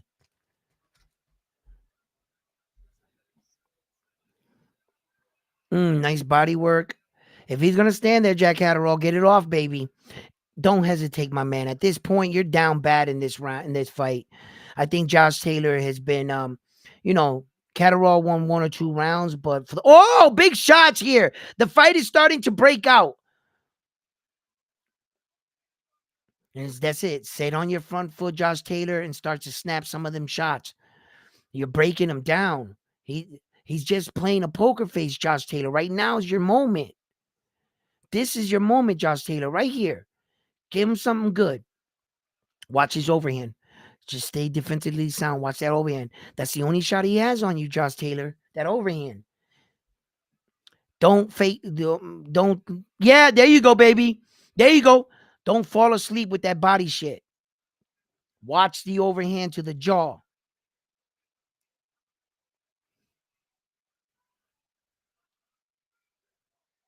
Use your jab to come in with your work, Josh Taylor. You know better than that.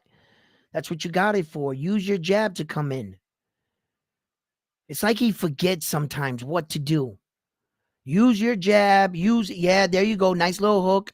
Look, that's a good punch to throw. If you see it, take it. Josh Taylor uses his jab when Jack Catterall chooses to move with that bullshit ass footwork. That his footwork is trash.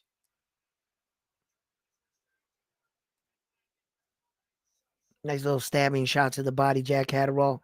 He always has that lazy look to him but Josh Taylor can't fall asleep with that. You know, he looks tired. Don't buy into that. Keep working. Keep doing what you need to do. Keep working. Don't get stupid, Josh Taylor, and think that this guy is fucking tired in front of you and you go in there trying to knock him out and look, see, there's something still there in Jack Catterall. Stay fundamentally sound, keep popping that jab, keep working. Fucking Josh Taylor, pick your fucking hands up, man. What is wrong with you? You're gonna do good work and then you just at the end of the round, what the hell is this?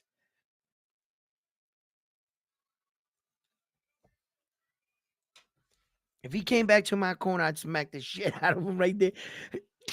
Come on, and you know what I taught you in the gym. Bro, what are you doing? All that beautiful work you were doing in that round, and then you start doing dumb shit in the closing seconds? What's wrong with you, bro? Stay focused. Fucking dumbass.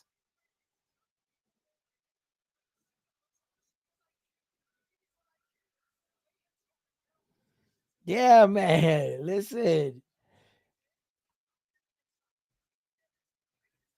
I got a direct line here, cell phone. That's why they heard me, bro. Yo, listen.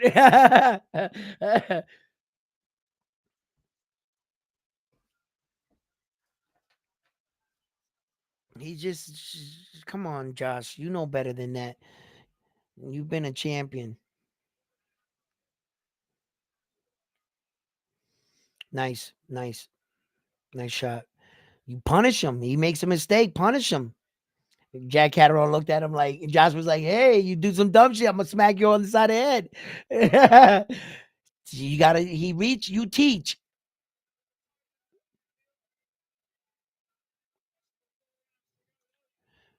4 rounds to go. Josh Taylor. Yep, there you go. Okay. Oh man. Josh Taylor, for the love of God, he can't fight going to his left.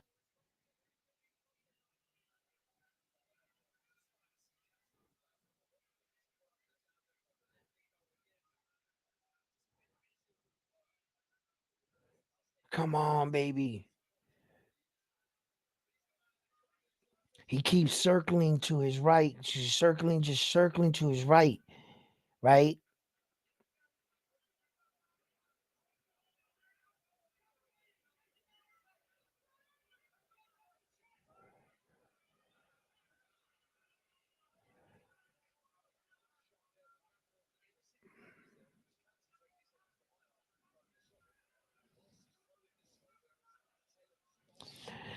I can see where Taylor's reluctant to throw that uppercut when he dips because if he throws his uppercut, it's his overhand um left and it's his power shot, his left. So you're not gonna probably want to throw the uppercut on that like that. He's probably been waiting for him, but that's a nice uppercut right there. Josh Taylor got it in right there. That was good.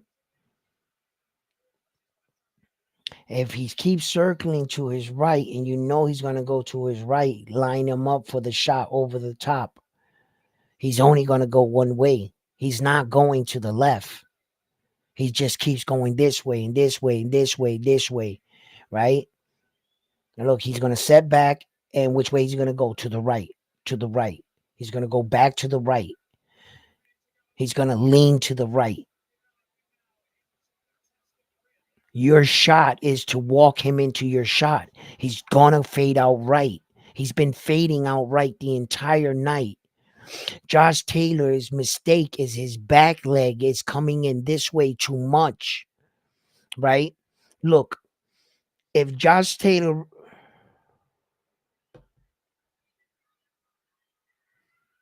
okay, good job. Okay, Jack Hadwell. Oh, nice, nice. You're making that. See, Josh Taylor's got to understand he's creating these situations for Jack Catterall. He's actually creating the situations, these exchanges. Because he's showing him that he's standing there and willing to exchange, Jack is going to punch back. He doesn't understand that he's creating that. And if you're going to create a sequence, have some, try to have something to back it up. Why did you make him do that? Why did you, what were you expecting? So if I go this way, he's going this way. Where's your shot? You understand? Like he's making these exchanges happen by bang, bang, bang. It's going to cause him to bang, bang, bang. Where's your punch? Why did you start that? Just to do it? Just you're just fighting? No, you're not setting anything up. You're not making any reads. You're just fighting. That's a difference. You see? He has to like notice some of these things he's doing.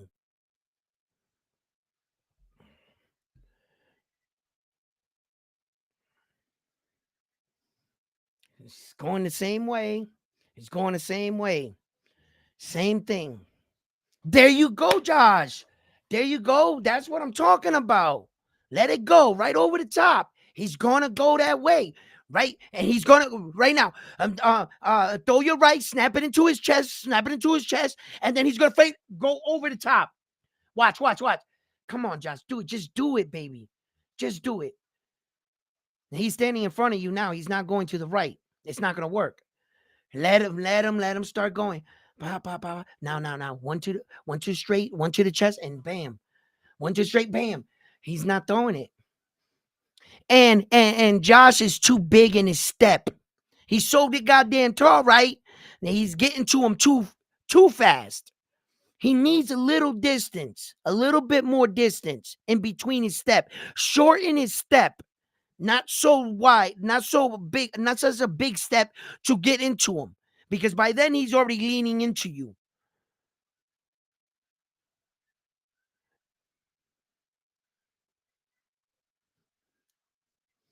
He's doing it again. He's going straight. He's starting to go to the right. He's starting to go right.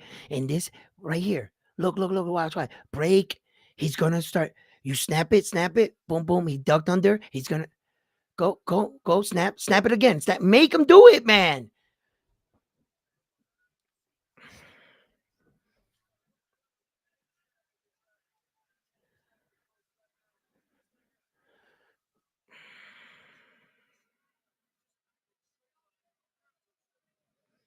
See, Josh is stepping with the jab rather than little and then snapping. Snap every when he goes to throw it, he steps with it. He steps with it. He steps with it.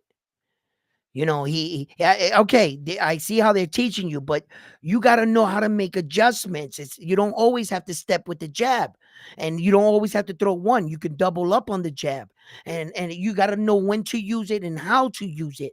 Good work, Josh Taylor, on the inside right there. Nice.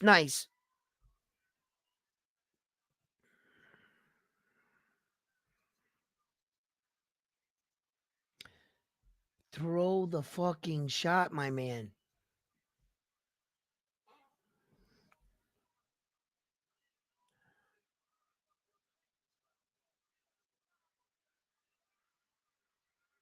Right here. Wow, Josh, baby. One a hook. If I could sell you a hook right now, bro, believe in a hook. A Donito Donaire hook shot would knock Jack Catterall the fuck out. That hook shot, that Donito Donaire, that check hook, would knock him out, bro.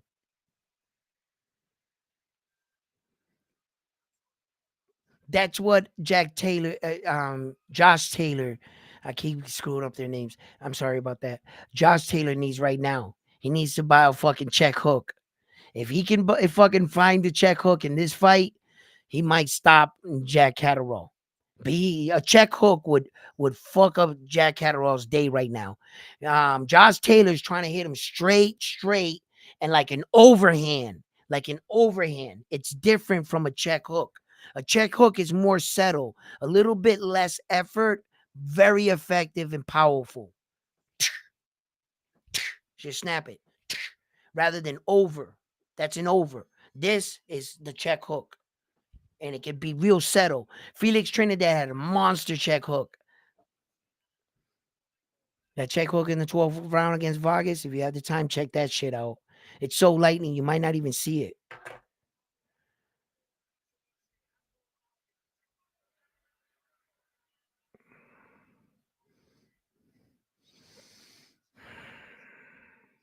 A check hook will really fuck up Jack Catterall's night.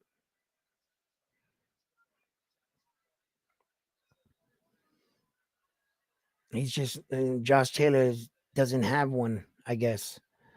Not a good. That's a good uppercut. He has a great selection of punches. He has good punches. It's just his distance is not as the best. Not every fighter's a fucking phenom, but as far as boxing, Josh Taylor is doing what he needs to do here. He's definitely winning the fight in my eyes. This was a different fight. Um, I'm not going to say that Jack Catterall with this performance is a Teofimo Lopez. Uh, but Josh Taylor definitely, if he closes the fight the way I believe he is going to go a 12-round decision. I believe that he will win in a 12-round decision. Like I've been saying the whole time since the fight started, because my name is Nostradamus. And yeah, that last part was a blatant lie. And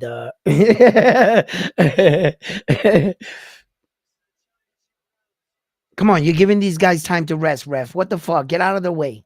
Oh! Oh! You see, he got greedy. He got relaxed, and Josh Taylor got caught coming in, and I was talking about that. You gotta stay focused. He's hurt. He's hurt. He's hurt. Why? Why? Josh Taylor not be defensively sound coming in, thinking that Jack Catterall's gas tank is empty and that he's going to shine on him, and he got caught big coming in. He gave that to Jack Catterall. Jack Catterall, I mean, nice. He catches him again.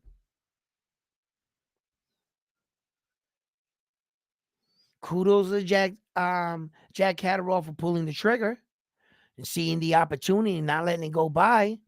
But opportunities created by who? Josh Taylor. It's not like Jack Catterall was making his opportunities. I hate his footwork, bro. I think he thinks he's a lot better at it.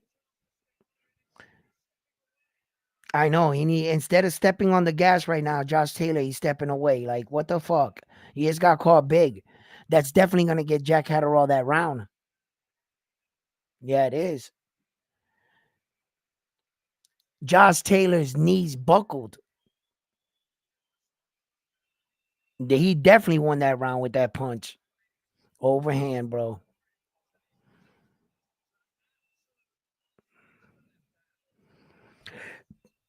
Josh Taylor is quick. He's the type of fighter that um quickly gets distracted in the ring. He forgets sometimes what he was doing, how he was doing it, how he was having his success. Then it seems like he remembers because his training, and he gets back to the success. But so here we are, 12th round. Here we are. What's up?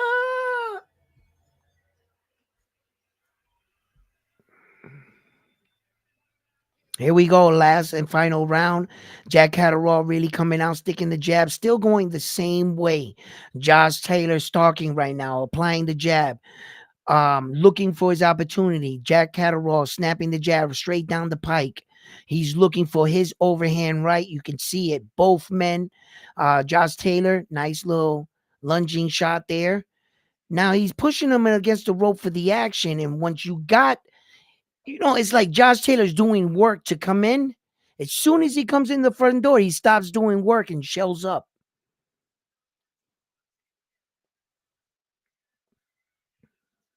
And why did you do all that work to come in the inside if you're not going to do any good work and stop? And he's trying to like counter and get Jack to open up to try to hit him with a big shot. Jack hasn't been going for it all night. Instead, he's been coming out of these exchanges when they get close, you know, pretty big lately. I mean, when's the last effective punch Josh Taylor's landed? In what round? 10th round was a good. He got some good shots.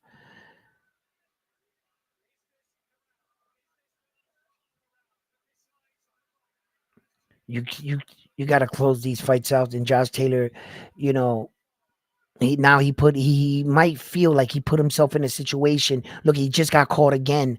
He got caught again. And Jack Catterall sneaky with these inside straight punches, but he's still circling to the right. A fucking left check hook. If I can sell it to Josh Taylor, bro, it would have worked out so well for him.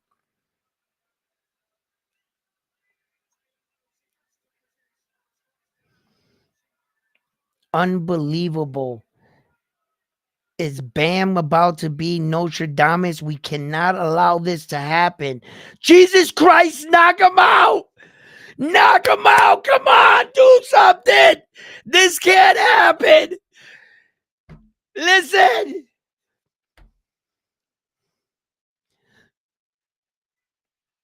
Jack Catterall, you better knock him out. You do something. Save all of us from Bam's reign of Notre Dameness. Come on! I don't care who does it. Someone knock someone out.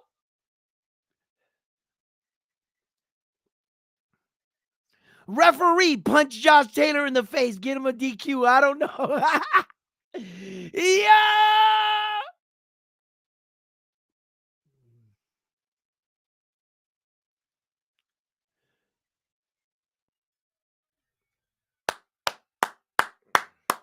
There is a way Bam could still lose. Bam said unanimous decision. There could be a split decision. That is not the same as unanimous decision. That would mean that he would have not known. That would mean that he would not, in fact, be Notre Dame. Well, let's see here. Armando out. Let's see here. We got unanimous decision for your boy still here. We got Mac, he's still in it. Mac Life is still in it, just in case Catterall pulls off one of the biggest fucking, because I don't think he won the fight, but you never know. And then we have, let's see who else here. What's this guy's name? I can barely spell it out. It's BAN. I don't know if that's a G there. We might as well just take this guy out because we can't see his name. So some Bam stuff. It's not important. But listen. Yo, Bam, I think you might be that guy. Let's see.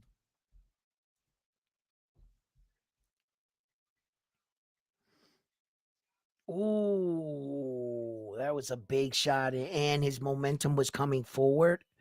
That was nice, well timed by Jack Catterall right there. You know, if you stand in front of Jack Catterall, he's gonna make some reads on some of your movement, but it looks like for the most part, if you give him a lot of movement, it's gonna give him a lot of trouble. He's that type of fighter. Mac, I don't know, man. You still in it, but I don't see you getting a unanimous decision. If Jack Catterall was to win, I think he would win a split decision at this point. So let's see. Let's see.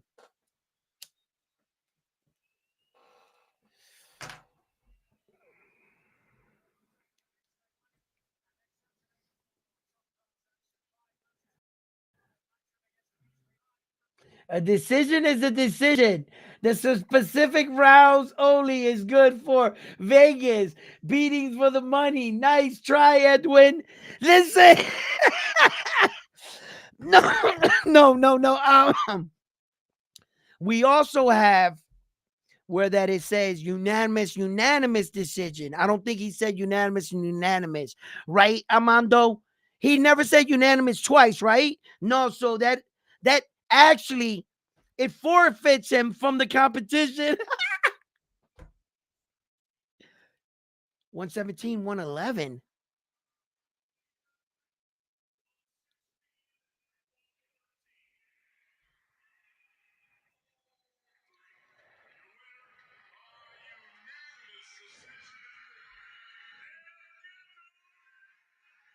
No way! No way! No! Mac Life! Mac Life stole it from Bam Bam. Yo, Bam Bam.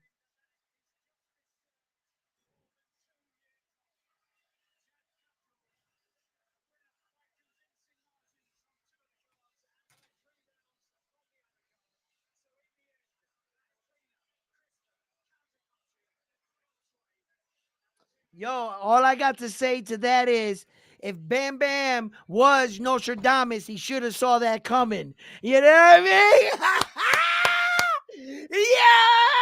mean? Yo! Bam! They robbed you, Bam. Bam, they robbed you.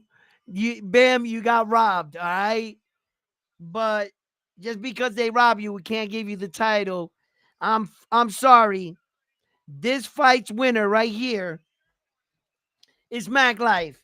Mac Life, Notre Dame. If you want to place bets and you want to know where your long lost dog is, if he's coming home, you might as well call Mac Life because that's the only way you're about to find out. Because apparently he's the only one that knew who was going to win this fight.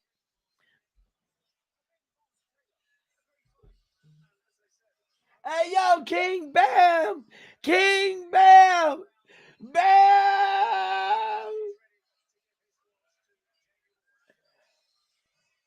Mag Life, you are Nostradamus. You got the awards. We all love Bam out here. We feel that Bam was robbed. But you want to know something? Jack Catterall was robbed 2 years ago. So, you know what I mean? They gave it to Taylor when he didn't win that fight. So, what are they going to do? Hit a trilogy?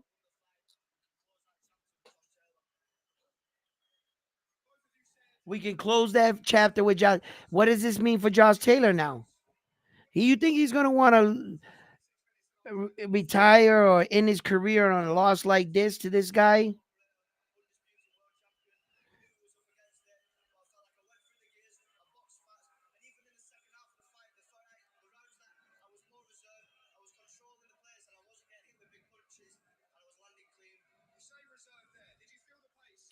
Wow. Do you guys feel like the right man won? Do you guys feel like the right man won? Richard, what's up? Richard, you think he won the fight clean? He was doing the better work?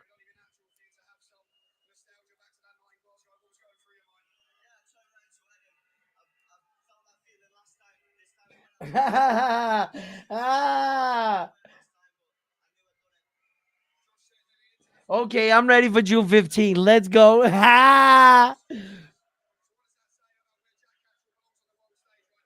Congratulations, Mac Life. Listen, he won. Damn, Bam. Yo, Bam was all ready. He had an emoji all set up with a crown. Listen, he was sure he had it in the bag. This is heartbreaking, Bam. Bam, I think you deserve another title fight. We have another fight coming on tonight. Might just go on for this one too as well. Uh, we'll all tune in, put our picks in, and to see who is the next round one Notre Dame and who can pick the fight correctly. You know, uh, but yeah, I can't wait for June 15th neither. Yes, sir. Yeah, Richard. I'm gonna go rewatch the fight later on. There were a lot of swing rounds, because we have to keep it in mind sometimes when we're watching these fights. It's not the amount of punches landed, it's effective punching. And who is doing the more effective punching and the more damage to their opponents. Although I felt like in some of the opening rounds, Jack Catterall wasn't doing enough. But in the middle rounds, those are those sneaky rounds, and a lot of those rounds were swing rounds where I felt that, you know, Jack Catterall did hit some clean punches, and it was up to the judge's discretion at that point to view, whose punches were doing the most.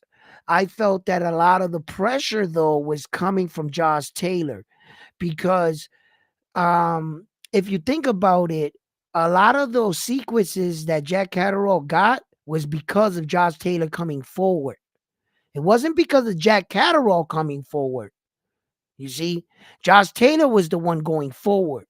So for forward aggression, which is one of the ways you judge a boxing match, your forward aggression, if they can't determine effective punching, it's not by punches landed. So sometimes you could see a box copy, a box card, scorecard, right at the end. And mind you, these are all unofficial scorecards. These wouldn't be the right ones until the after the fight. No one knows the real scorecards. Okay. So when you look at it and copy box, will come out and put uh I don't know, Josh Taylor threw 120 something punches, right? And he landed 30 punches, right? And the other guy only threw 50 punches and only landed 16. What they're trying to say is his 16 punches were more effective than his 30, and they're going to award him the round. So I'm going to have to go back and really look through that to see if Jack Catterall was doing this sneaky kind of work where that sometimes you got to revisit kind of fights like that. I didn't see it that way. To be honest with you, I thought that Josh Taylor controlled a lot of. I remember thinking back, like I I saw a lot of. Well, come to think about it, it was like 3 or 4 times, yeah. But where that I felt like when Josh Taylor was walking back to his corner, Jack Catterall didn't do enough. So, and I told you guys, remember that one round where Josh Taylor was doing all that work and he got caught big in that round? And I said, that one punch is going to award him that round because he like wobbled him, right? And it's true. It's true. He did. It doesn't merit a 10-8 round. And there are situations where both fighters can be awarded a 10-10. In rare incidents, fighters are awarded a 10-10. It doesn't always mean that somebody has to have the 10 and the 9 if you're thinking that way. No. There has been fights in history that have been 10-10. Yes. I've even seen a 8 round once in my life. Crazy as that is. Yeah. It was that fight. It didn't happen too much long ago. Remember what was his name there? Oh man, I gotta think of these guys' names. I think one of the guys was Irish. They were fighting in the bubble. I believe the fight was in Madison Square Garden. And what's his name? I can only see the black and green shorts from the white dude. He had like green gloves on. He had black shorts with green stripes, and he was fighting the Mexican dude. They knocked each other out in one round like 3 or 4 times. It was like he hit him, boom, he went down, he got up, he hit him, he went down, he got up, he hit him, he went down. One time, one sequence, I think they both went down or something. I can't, it was so many knockdowns in that fight. It was like a record pace amount of number. Can anybody help me out with this fight? And I remember it was like, bro, there was like 9 knockdowns in that fight between the two of them. Yeah, and in one round, it was ridiculous. I think he scored 2 knockdowns, and he scored one or it was 2-2 knockdowns. It was crazy. The scoring in that fight was crazy. And that was one of the fights, the first time I've ever seen scoring like that.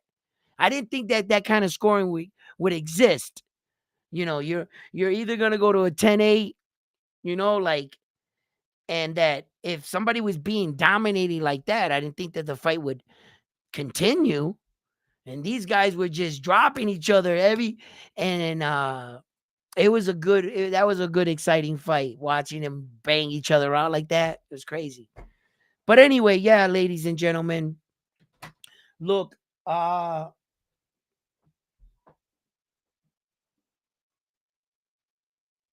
Tio's mad. Why? Tio's yeah, I look, this performance Josh Taylor was gonna do was gonna reflect Tio's win. I told you guys that. I talked about that coming into that, didn't I? You give Josh Taylor two losses back to back off the Tio lost in this one. It's two losses back to back, right? And it doesn't help Tio's case, right? Yeah, man.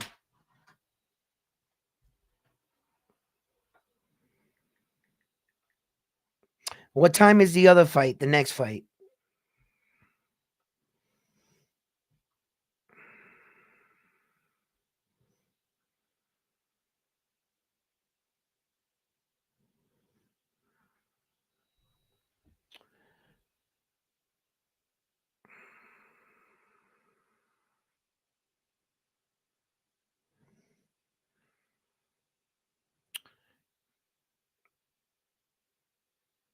8 minutes from now.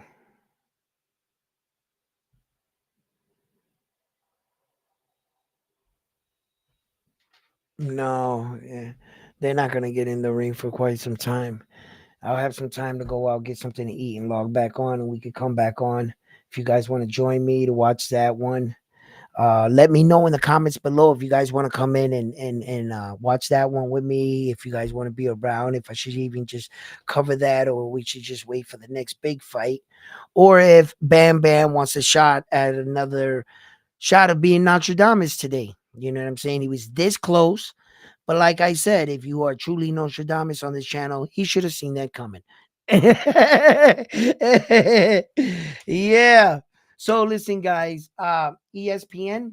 Yeah.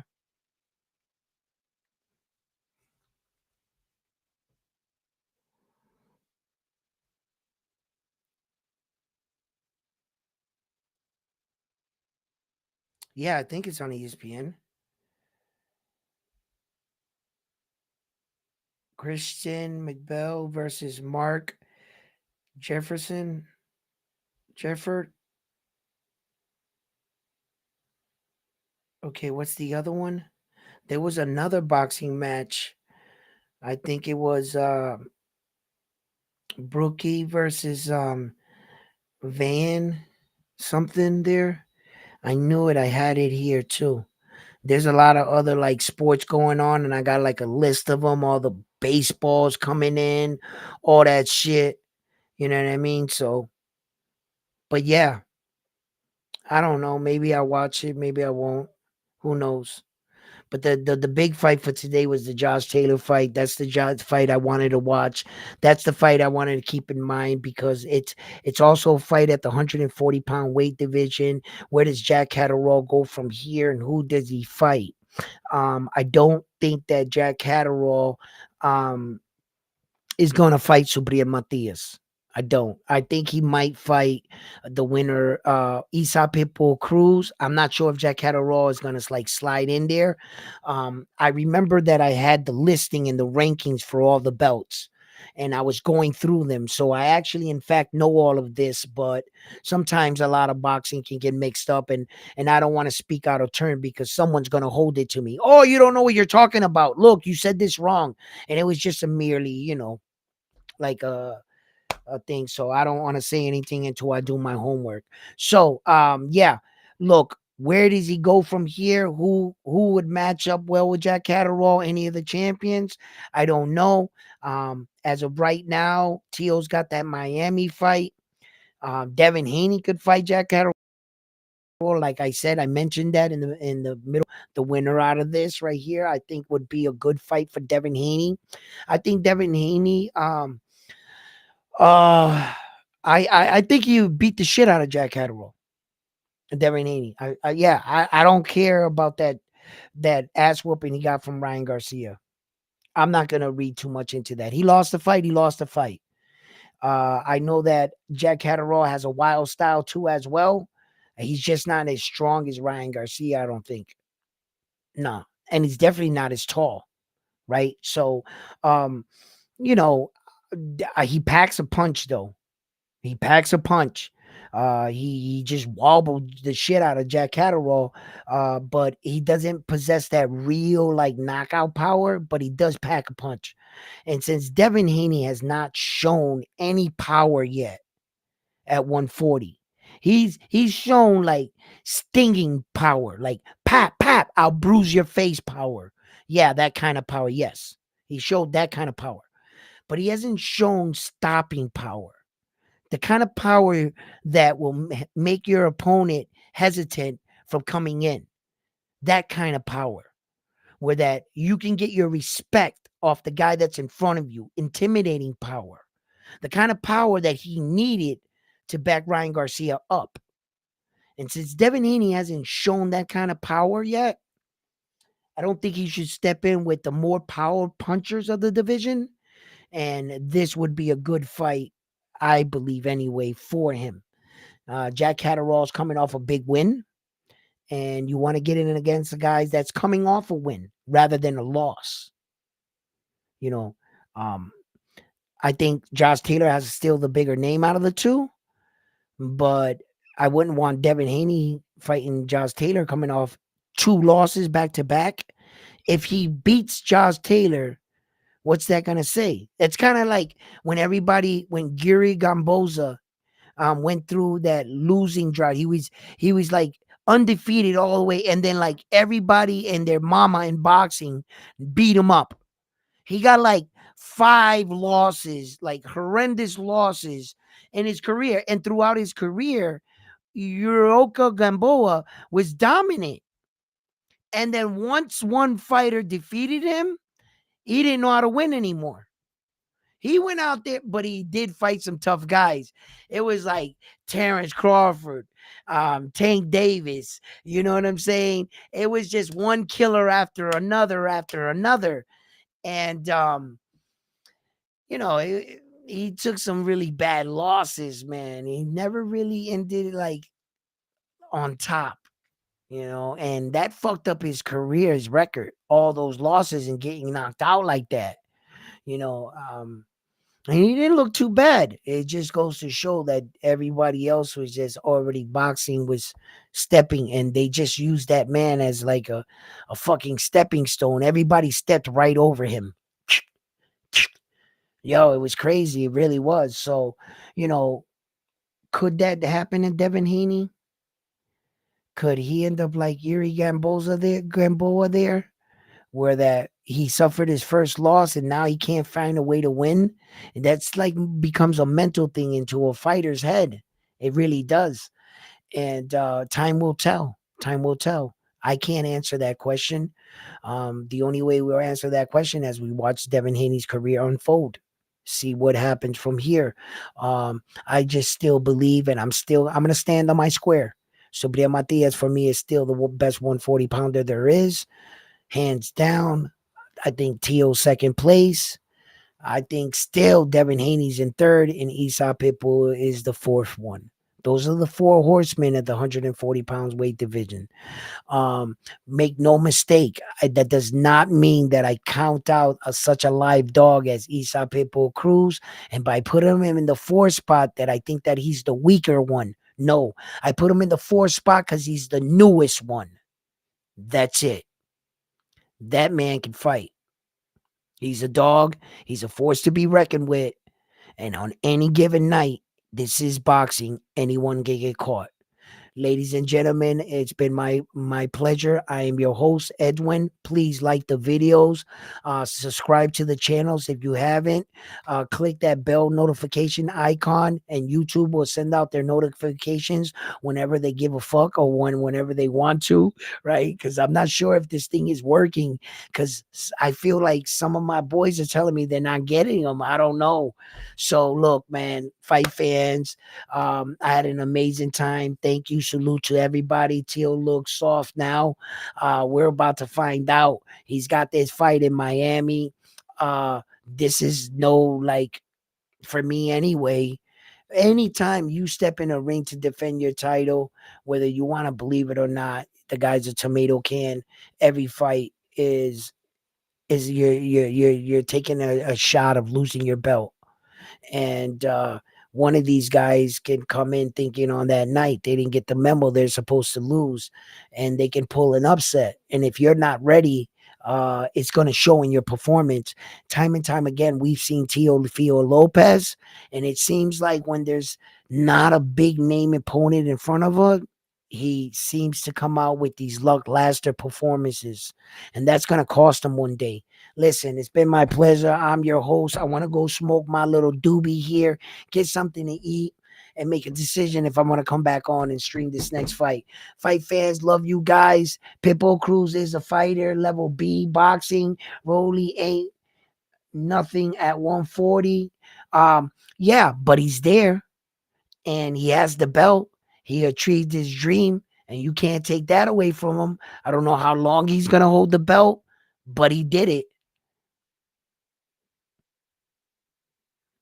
All right, baby.